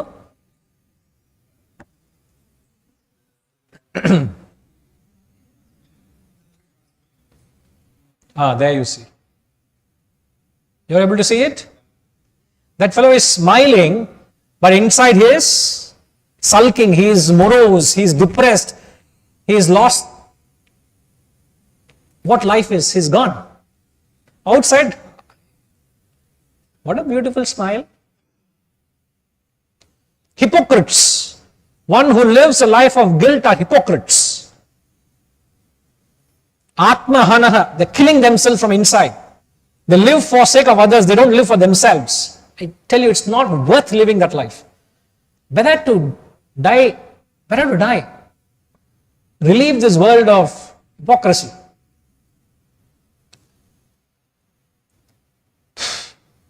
I tell you, guilt is such a disease.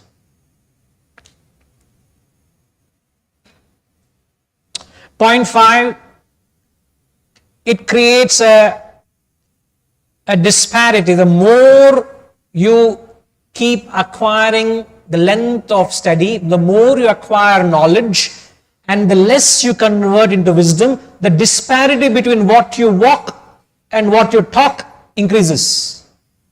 Means what you do in life and what you advocate others increases. And others notice the disparity very vividly. Come to that. Okay, it will come. Okay, right. I'm too fast for the system.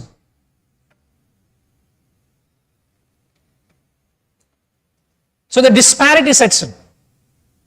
But how do you bridge the disparity?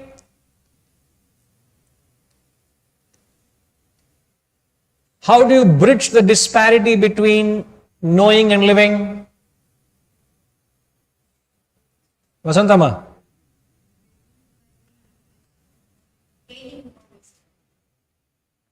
Can you be more precise?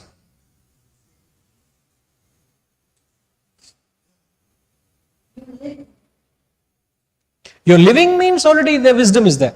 My question is, how do you reduce the gap? By bringing the proportion right, which is the disparity has come in because the 20-80 was not followed. Correct? What is 20? What is 80? Reflection. Because you did not follow 20-80 proportion, the disparity is set in. Now you want to get at the disparity, get that proportion back. 80% reflection, 20% knowledge. Stop reading new literature. Stop buying new books. Stop searching for new gurus. Stop searching for new ideas. Revisit the ideas you have learned.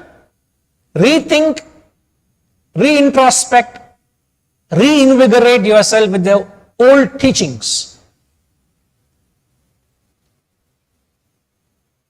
Don't go spiritual shopping. Enough of spiritual shopping. I would say your search for knowledge should end. Oh, that guru speaks so well. So what, man? Let him speak. That is his job to speak. Let him speak. Why are you being fascinated? Because he speaks well, he talks well, he dances well. Theatre going on, huh? Why are you getting excited by all that's going on in the marketplace? Have your blinkers on. Hold on to some fellow whom you think is right and hold on to him until his deathbed, until your deathbed.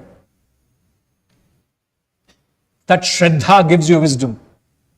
Faith will only give you knowledge. There are many sources of knowledge, but there's only one source of wisdom, which is the source is your Shraddha. I'm not talking of the people out there. Your Shraddha gives you wisdom. So, disparity between knowing and living increases. And last but not the least, and it's not the end of the list, it's not exhaustive, but you have enough to cover it. The sixth point is, when you have knowledge and no wisdom, you unsettle others. Unsettle others means, Setuji?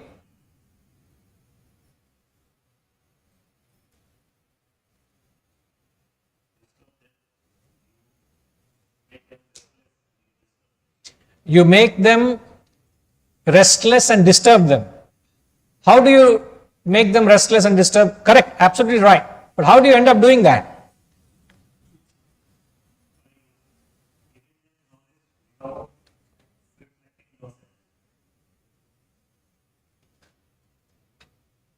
are trying to give them the knowledge that you acquired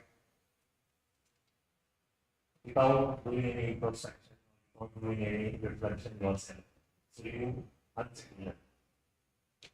You have the sadhana, you have that's the knowledge. Then you try to give them some kind of an advice. Probably they understand, but or they try to do. But you don't reflect. You don't do the sadhana yourself. You are thinking that the information that you have acquired knowledge, and you try to impose this knowledge. So just for a moment, let's put aside whether you reflect or not. Just come precisely to the point of unsettling others. You said you will disturb them and restless.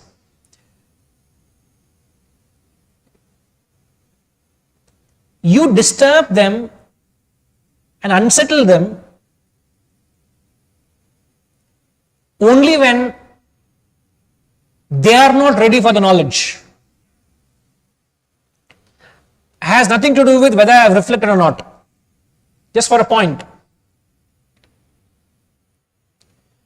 What the old saying is, empty wells make a lot of noise. सुने ना रोहित जी, उतना गंभीर तरह से आप सोच रहे हैं, कहाँ मैंने सुना नहीं है. अरे यार, empty vessels make a lot of noise, no? So those who have knowledge and no wisdom go about lecturing to others when they are not ready to receive from you. They don't want your knowledge. You make that fellow sit and lecture to him until that fellow has no choice but to sit, or he gets up and walks away. Yeah, shut up. Nobody wants your knowledge. Why are you bothering with your lecture?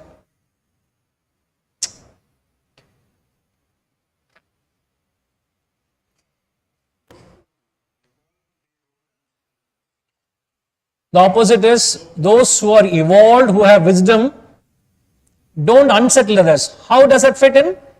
They do not go about intruding into others' lives, nor their conscience. In fact, they don't become a custodian of others' conscience.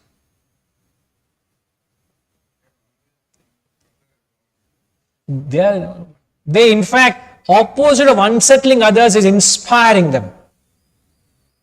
You inspire them to lead your way rather than going into their lives and disturbing them and say, why are you not doing this? You do that and do this.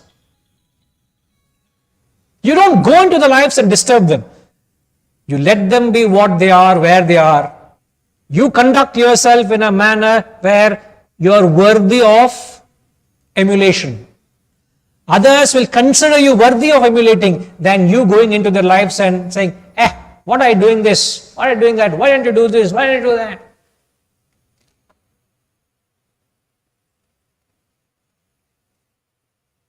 So the moment you have wisdom, you're a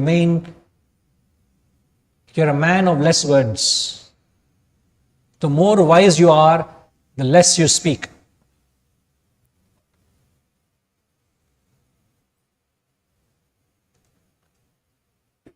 Unless you are told to, you speak.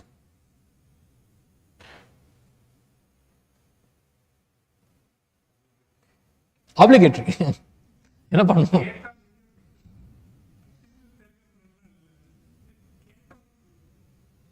அப்பதான் மரியாதை இருக்குமே. That's when you have respect. So once again, the 6 reasons or the 6 consequences when you stop reflecting. It's not that it comes in stages. It's possible all 6 are manifesting in your life. And all 6 are manifesting because there is a disparity between knowledge and wisdom that you can't. Can you say it doesn't exist in me? You can't say that. The disparity is there because the knowledge is far more than the wisdom. So just watch out.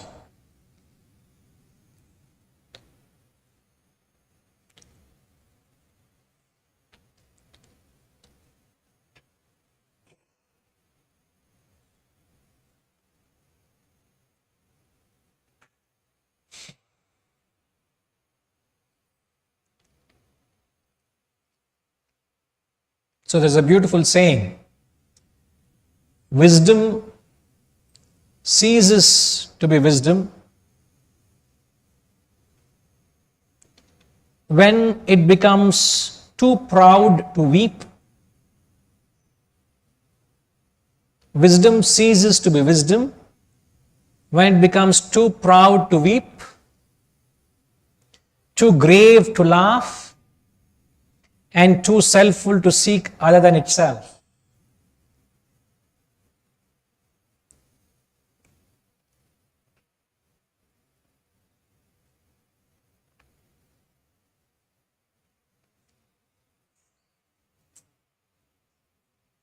Wisdom ceases to be wisdom when it becomes too proud to weep, too grave to laugh, and too selfful to seek anything other than itself.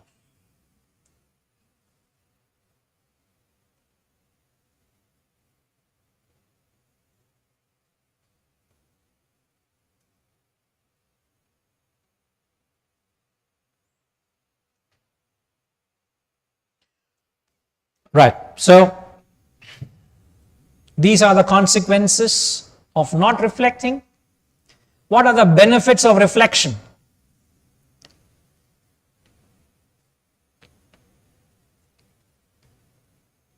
The benefits of reflection are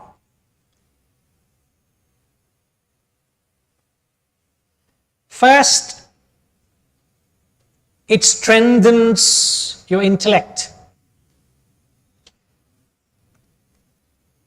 Can anyone tell me, how does reflection strengthen your intellect?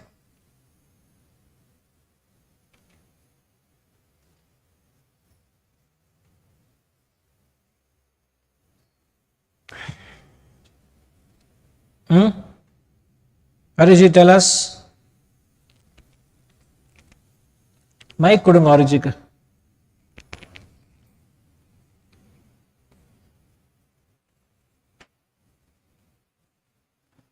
Intellect's job is to provide reason. You strengthen the intellect to provide the reason. Is the mic on, sir?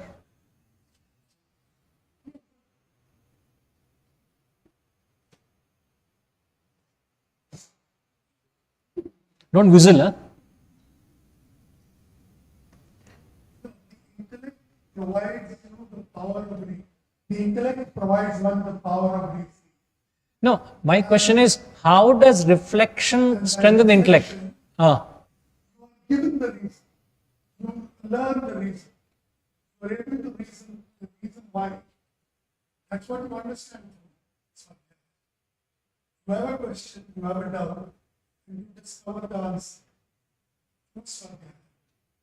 So it provides you the reason why. So it helps you to reason.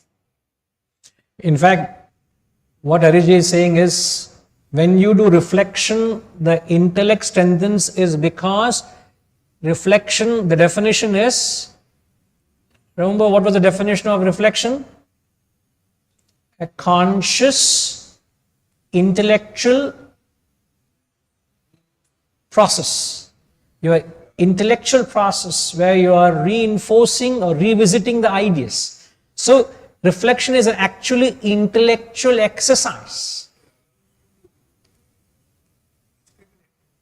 Sorry, use the mic, sir. Discriminate. You learn to discriminate. In fact, on the text, so you are strengthening what is real and real. So absolutely right. So the engagement of the intellect in the background of this Vedantic knowledge alone develops the intellect. You may study science or mathematics or biology or geography or rocketology, your intellect will not develop. The only subject when you engage your intellect develops. The same thing, any other subject matter, you develop intelligence. You apply your intellect trying to understand how rocket technology works, you will become an intelligent rocketeer. If there's a term rocketeer, I don't know. Huh? Rocket boy, whatever you call it. Rocket science. But you will develop intelligence of that particular field. But you will not develop an intellect. But if you want to strengthen your intellect, you need to apply the intellect, only study Vedanta. Vedantic study alone develops intellect. Every other subject matter develops intelligence. And intelligence helps you make a living. Intellect helps you to live a life. In the very first session we said that. You get it? So the very fact that you engage the intellect develops. Forget what conclusions you come, whether rational, right or wrong. The fact that I'm exercising, intellect develops. Even you come to wrong conclusions, never mind. Engage, use the intellect path. To a certain extent, I would say that. Start using the intellect. Okay, ma? Yes. Use the mic, please. Hello. Press the button and hold it. Hello, inna avasaram. Press the button and hold it and see what light comes there. That is rocket science for her. Oh, pocket sense. Yes, whatever you say. Sir. Vijay, switch off the fans. Can we say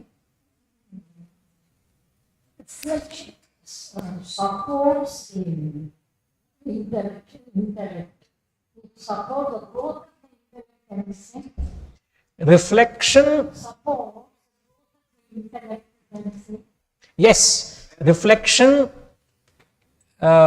is the food for the intellect. If you want to hold support, support. But it's a food that gives life to the intellect. It's a food. It supports. Okay? Right.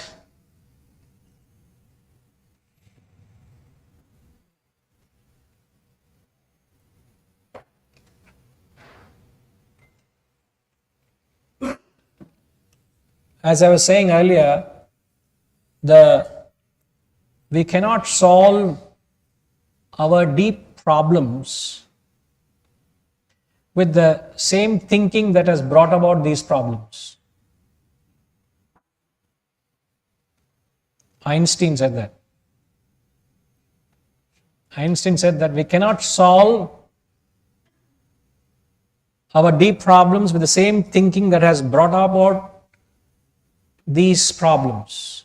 So whatever problems you have has been brought about with an X percentage of intellect. The existing intellect cannot solve it because that intellect itself created the problem. How can it solve the problem? Muttal. Without a head, you are going and knocking at wrong doors. You face the consequences, you can't escape that.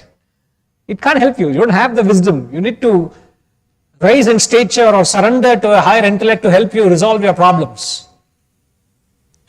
And what resists you from doing that is, I know, Shankara. Why should I open up my life to them and ask him how I should do what I am doing wrong? Well, you know, who am I? Ahankaram vardhan between. So you don't. So, strengthens the intellect. Now stick to this. Intellect is available. Can you go 2 slides? The intellect is available in 3 stages. You know,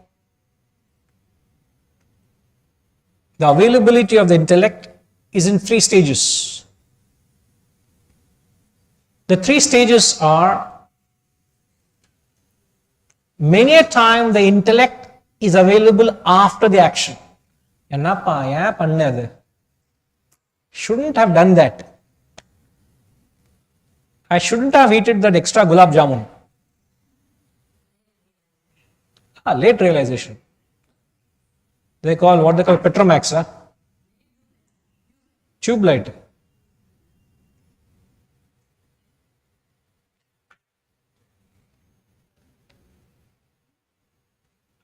You're going other direction. Late reaction. This is what? Intellect wakes up after the action. This is the example. Huh? No better example than this.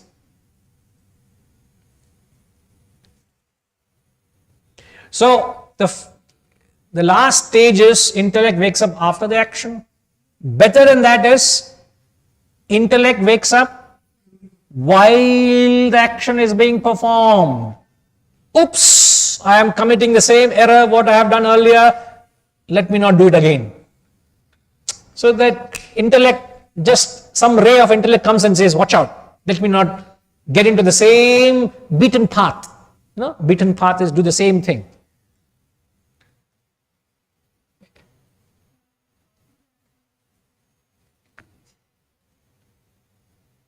Sorry. And then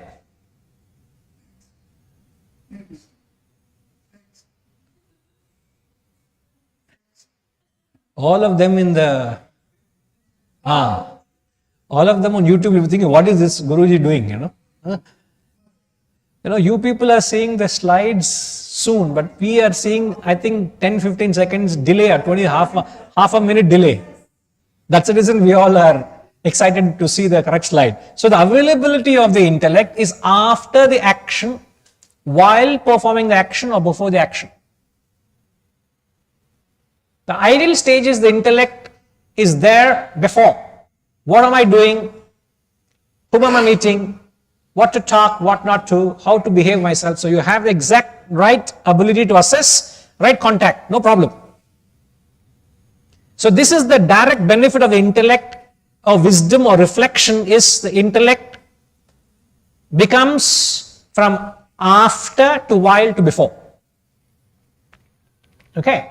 And the exercise of introspection, as is mentioned, would help you to bring your intellect to its existing capacity. Introspection helps to bring the intellect to its existing capacity. Let's say, Reddy Garu, you have 30% intellect, example.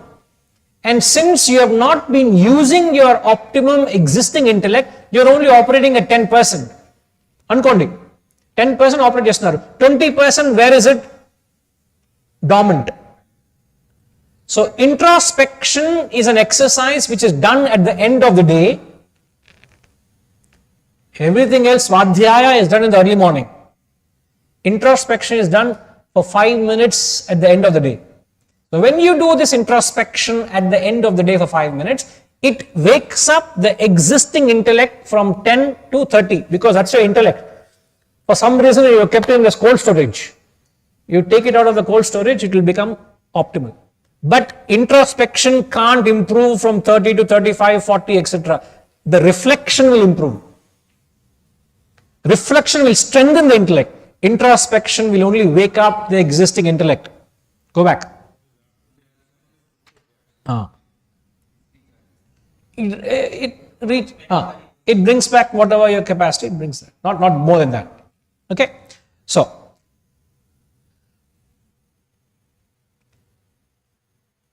So when you do reflection, the benefit is, first it gives you the intellect, and in fact you may say, sir, so what?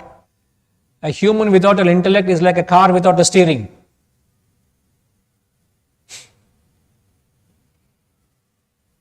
What is a car without a steering? Whatever the car, a joke is there. Sir, even electric car also should have steering, no? No steering hai kadiyada.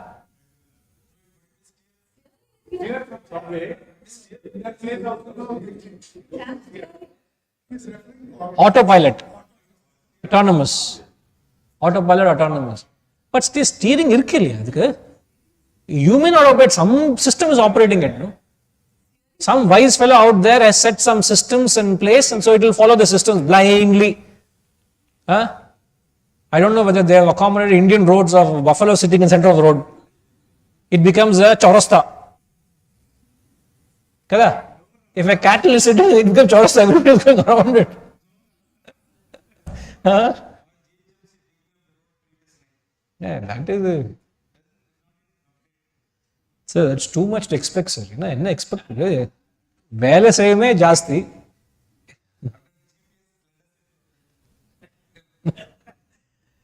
So it strengthens the intellect. Second, it makes your mind calm and mature. Your mind becomes calm and mature. This is the test of wisdom. The test of wisdom is your mind becomes calm and mature. An example is of a yogurt. In Atmabodha, how do you convert the milk into curd? A beautiful example. You heat up the milk, you bring the milk to lukewarm temperature, add a little bit of culture, stir it, leave it undisturbed the night. The next morning, you see the fluid milk has become solid curd, yogurt. And then the early hours, when you churn the curd, you get cream. That cream is the wisdom. And when you collect enough cream and you put it under fire, it becomes clarified butter, ghee. Wisdom, which is the butter, gets spoiled if it's not refrigerated, but ghee is permanent. Ghee, when the butter is put under fire, it becomes ghee. Similarly, when wisdom culminates in the heat of meditation, you attain self-realization, which is permanent. It doesn't get spoiled. Thanks to Adi Shankaracharya for this lovely example of spiritual sadhana. He says is like converting milk to curd. So the milk in a fluid state is an immature mind, runs helter-skelter. And what is the quintessence in this comparison to the context of our study today?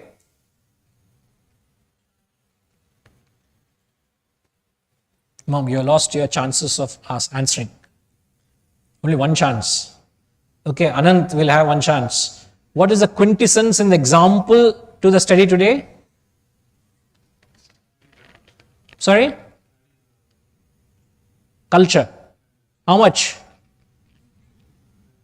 Kinchit. Very little. So, how much knowledge do you need to attain maturity? And how much knowledge do you have now? Loads of it. Now you get what it is. If you add the right dosage, 20%, to the mind in the right stage, it brings about maturity.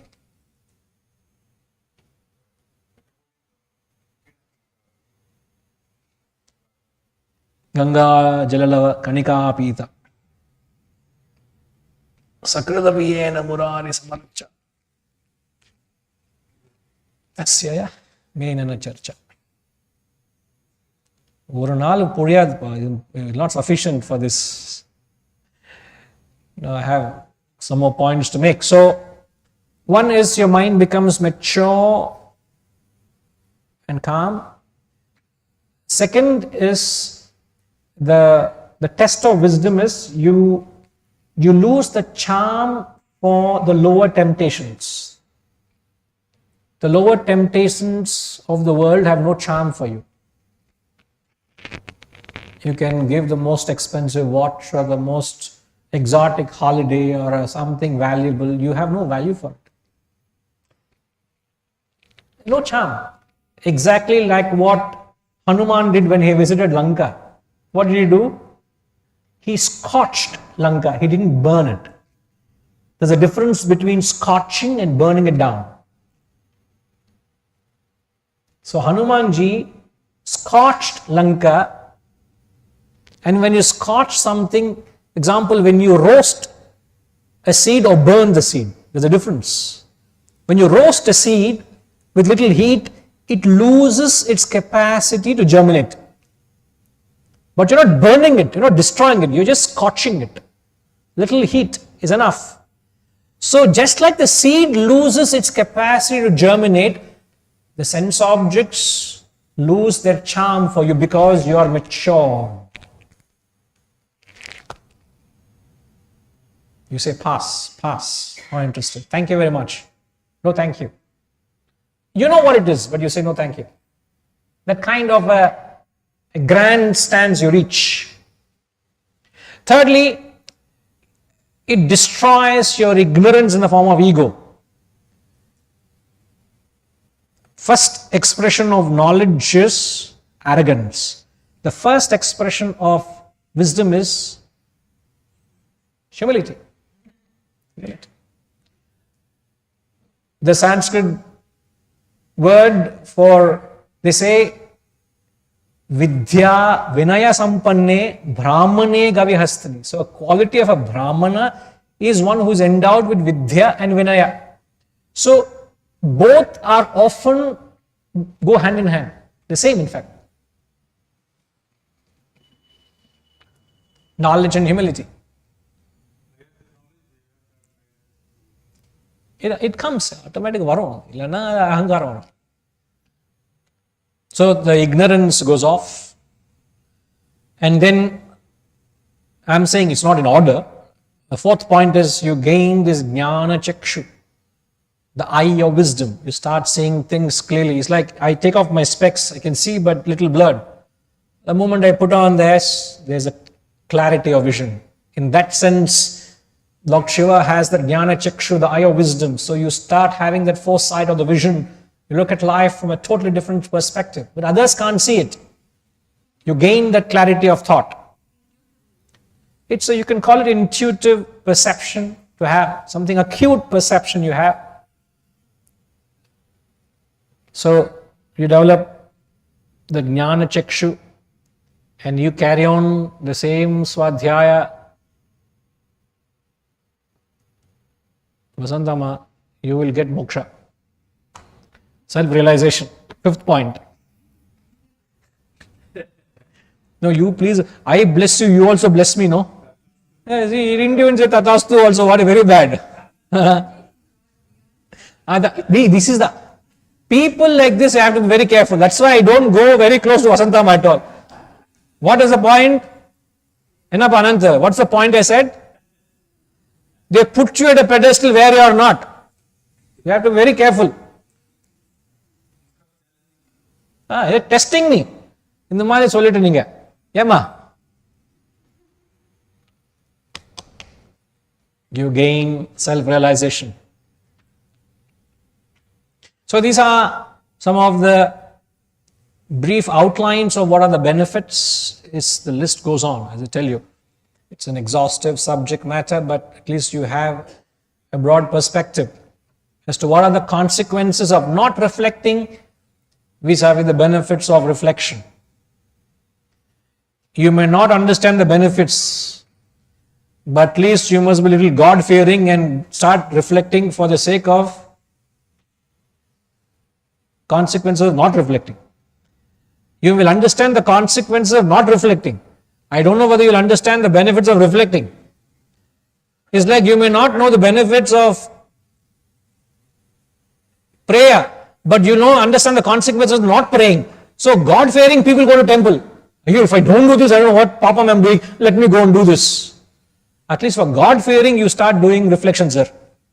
Okay, sir? Remind yourself that all men assert that wisdom is the greatest good.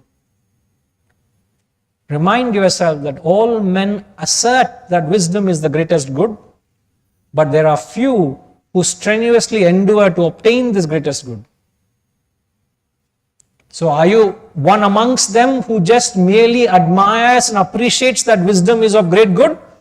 Or are you of them who strenuously endures to attain that wisdom which is of the greatest good?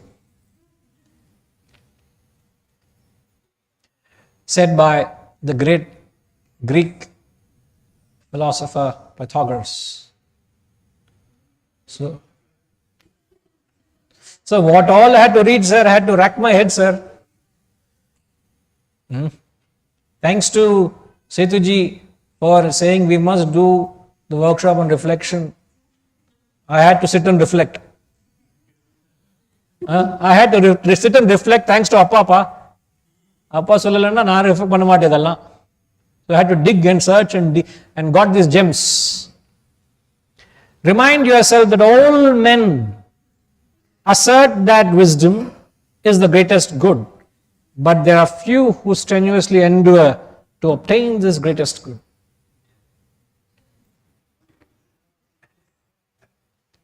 On demand, Gayatri Ma. The number system illa idu. We are at the mercy of Mahesh ji today. Naresh, Mahesh. So, this in short gives you a true perspective and meaning and the significance of what reflection is and how reflection is the only way to gain wisdom.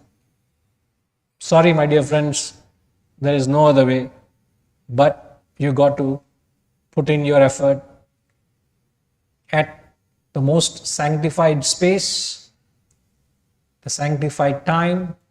It's a sanctified act. Reflection is nothing but a prayer or a worship. So you approach it with that spirit, believe me, it will find a place in your hearts. And I would say, you don't have to get up early to do swadhyaya.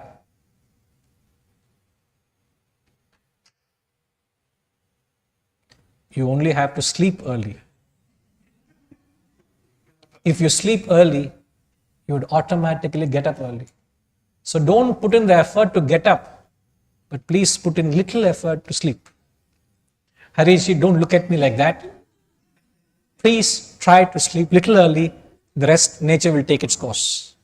All right. Thank you very much. If there are any questions, I will be happy to answer. Yes, sir. Can you please pass the mic to Keshavji? Ramji, Kudungo. No, on it and give, sir. On Jesse Vande.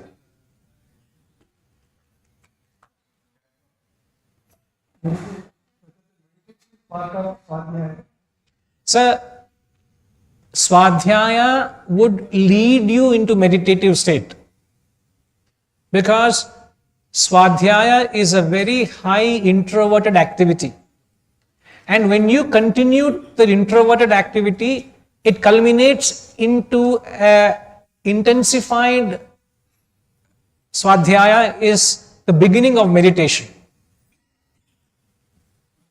Do we not make an effort to start with the meditation maybe after suppose between 4 and 6, 1.5 hours you spend in Swadhyaya and half an hour silently and meditation, whatever things? Is it Absolutely possible. Absolutely fine. Is it okay? No, see, there is nothing as right and wrong. It's only when you're ready for it. If you're not ready for it, then you find it is very demanding on you. Then you refrain from it. It's like saying, I tell you to climb 20 floors. You can comfortably, effortlessly manage a flight of stairs. But if I say climb 20 floors, sir, you say, sir, custom, sir. 3 floors I'll climb. Beyond that I can't, you will say. You'll give up. It's beyond your capacity. You understand? So please do sit in if you have a leaning towards it, if you're inspired to do it, do sit in and see how you are able to manage. Then you can do it.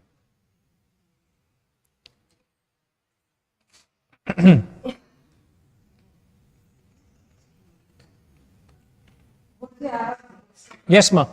Now, usually we say that question the basis of the knowledge. We have taken the knowledge, but the questioning, with the backdrop of our life, we try to question it.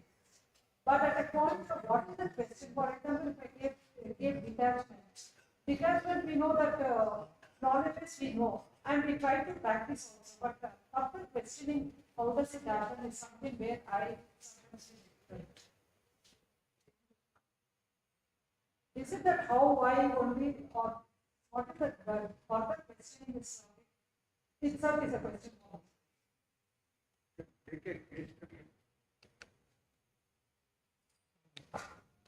Give the mic to him. Yes, for example, like detachment, if I want to know, I know I'm trying to practice whenever I want throughout the day, not even this morning once.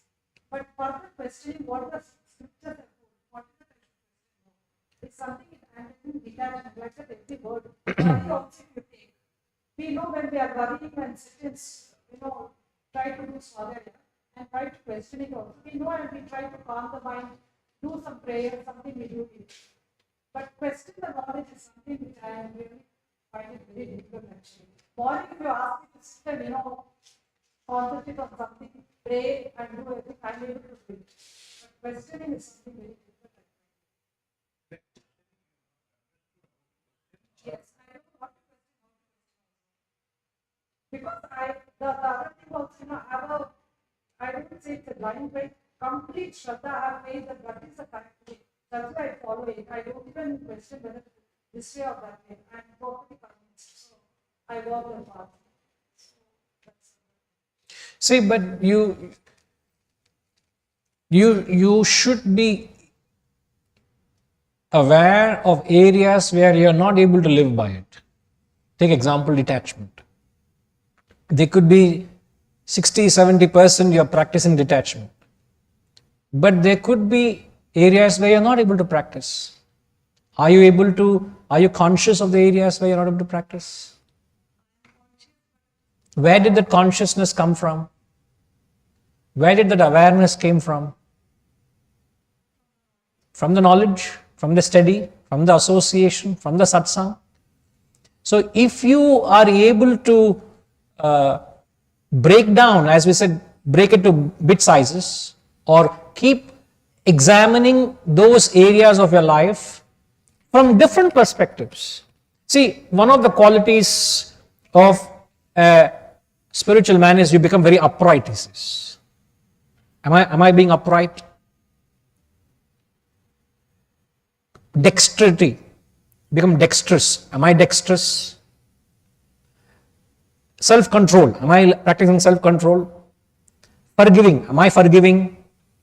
So, to throw at you, there are 40-50 qualities or flavors of a spiritually developed person. Start looking at yourself from those different perspectives. That becomes a sadhana for you. If you're not able to question and decode the knowledge, try and see whether I'm able to relate to that quality. Find out where am I not able to relate, why am I not able to relate. Let's say forgiving. If you're not able to forgive someone, why am I not able to forgive? So you do more of, as I said, case studies. So you're able to take up experiences or moments and start relating to knowledge. End of the day, you achieve the same objective, which is to understand the nuances of how to apply this knowledge. You see that? See, some people are designed to be pure intellectuals. Some may not be wholly designed to be. So when that lack of predominance of the intellect is absent, you take shelter from the heart. So wisdom is a blend of the head and heart. It's a merger of head and heart. As you said, you have so much faith in the teachings and the knowledge, and you believe in it and you give your life to it, which we see that. But there has to be the realm of intellection. If the intellection is not there, it becomes, see, devotion without intellect is fanaticism. I repeat, devotion without intellect is fanaticism. You're fanatically following something, upholding a particular cult or a belief system. That's just emotion. Intellect without devotion is arrogance. So you are saying, I am not able to inject intellection. So you're going predominantly on faith. It might tantamount to fanaticism. You're blindly following. Possible.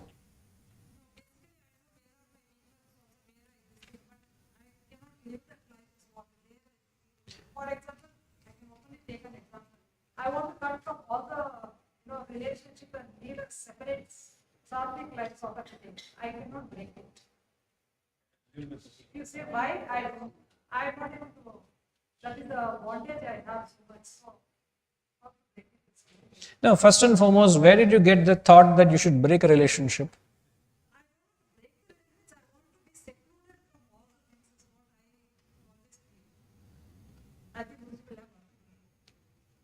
No, I was about to say, I also have such keen desire to be on my own, but we'll both will find answers. No, I am not suggesting anything, Vijaya, don't get me wrong. Anand, see, she is laughing at me with a serious look she is giving me, Anand. What do I do? Yes, please. Interested audience.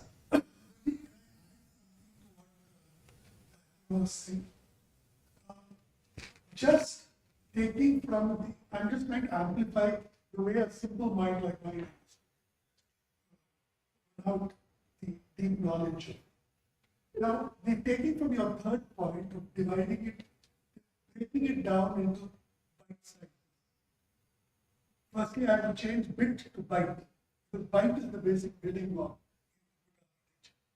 So, what the whole idea should be to break down into actionable points. And that is what I think is your bite size. The bite size is what the actionable points are. Once you can derive that actionable point, who's what they are, okay? It's a question of moving to the 8th point or the 7th point. Because without that, everything is incomplete. It will only be in the realm of thought. You have to translate it into action. That is when it culminates. So, otherwise it is an incomplete reflection. It's a misdirected reflection. It's not complete. So, therefore, combining both the 7 points into the 3 points, I think that is the answer to what this period could be a process of breaking down into action points. And therefore, live those action points in the rest of the day.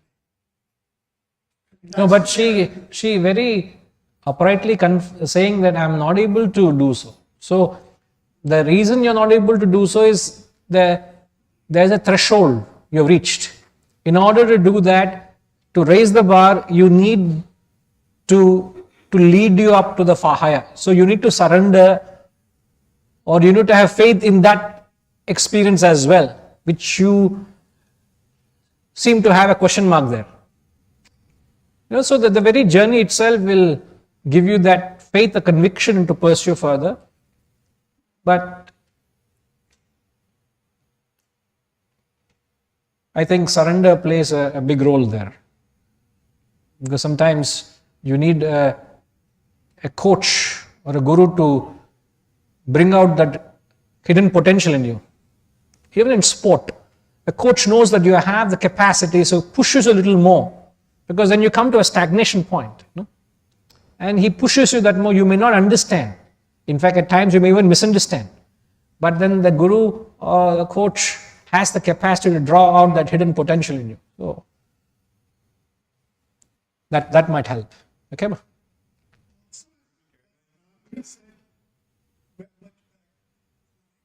Everything is personal. It is not that there is a one size fits all. So your conversion of knowledge into wisdom, the action points will be different from another person. It's an individualistic journey.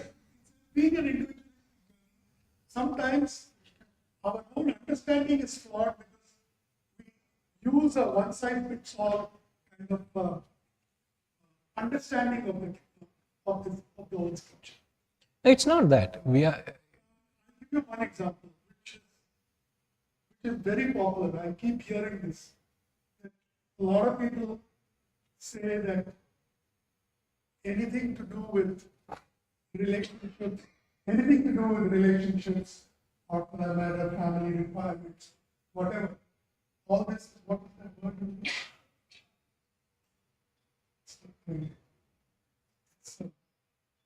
which is a bad word. No. Vedantic terms. No. It's samsara. It's samsara. No, I heard this very often. That all you people all are under the realm of samsara, under the category of samsara. So, it's, I think, a wrong understanding. So, sometimes a wrong understanding also leads us to the wrong.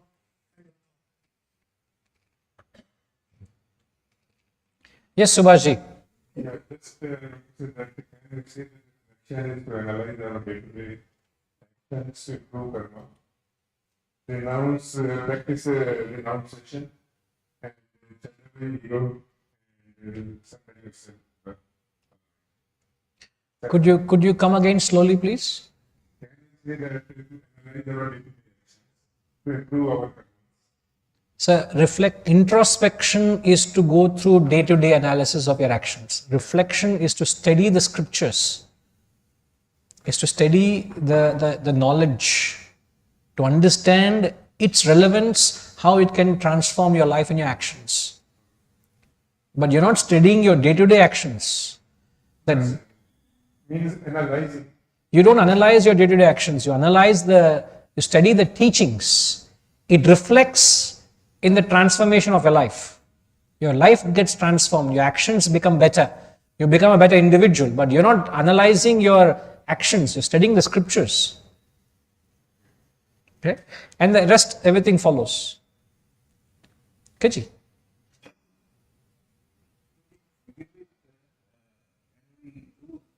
On the laws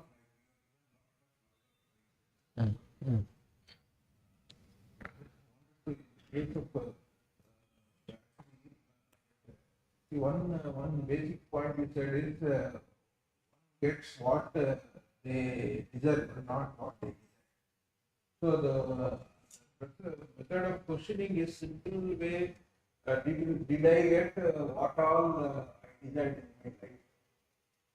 So that's one basic question. List out all that you desired, but what you really got. The same way, whatever those challenges I got, are they because of, did I deserve them too? So this questioning, it becomes a habit slowly, and we have to go on forcing question and analyzing, I think, for a period of time. But these laws of life are fundamental. It is a manual for life. One can go on reflecting every day. So many laws you have mentioned, basic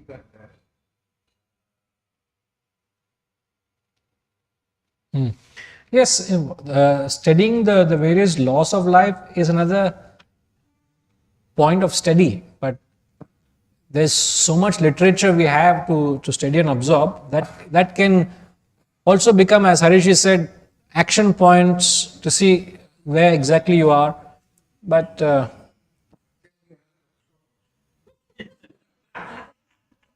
Vinayji, I have a question. We should change the name to mechanics. I have a question.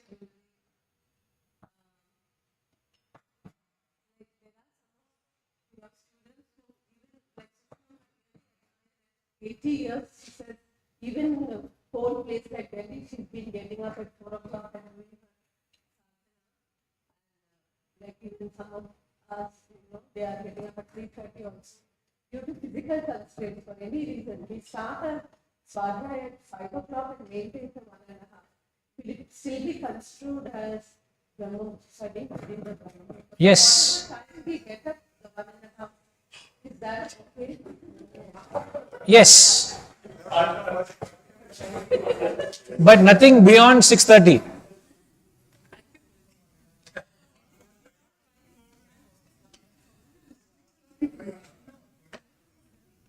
Ends at 6:30. Another point we are often told is any swadhyaya should not be done continuously more than an hour and a half. And give a break for an hour or two and then you can sit again. Not continuously sit more than that, because then it over damages the intellect continuously. Okay. Last question, I think Soumyama is asking, will Swadhyaya help one to understand oneself? We did tell Swadhyaya gives the ultimate benefit is attain self-realization. So, what more? Understanding yourself. Ultimate. Okay. Okay, we'll conclude with a prayer.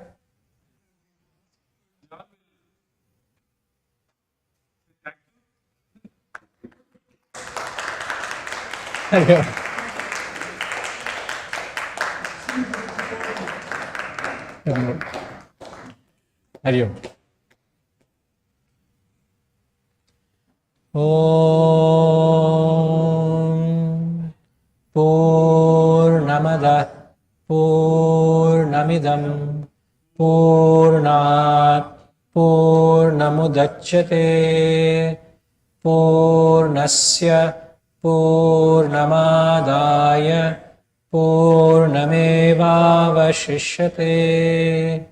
Om Shanti Shanti Shanti. Harihi Om. Shri Gurubhyo Namaha. Harihi Om.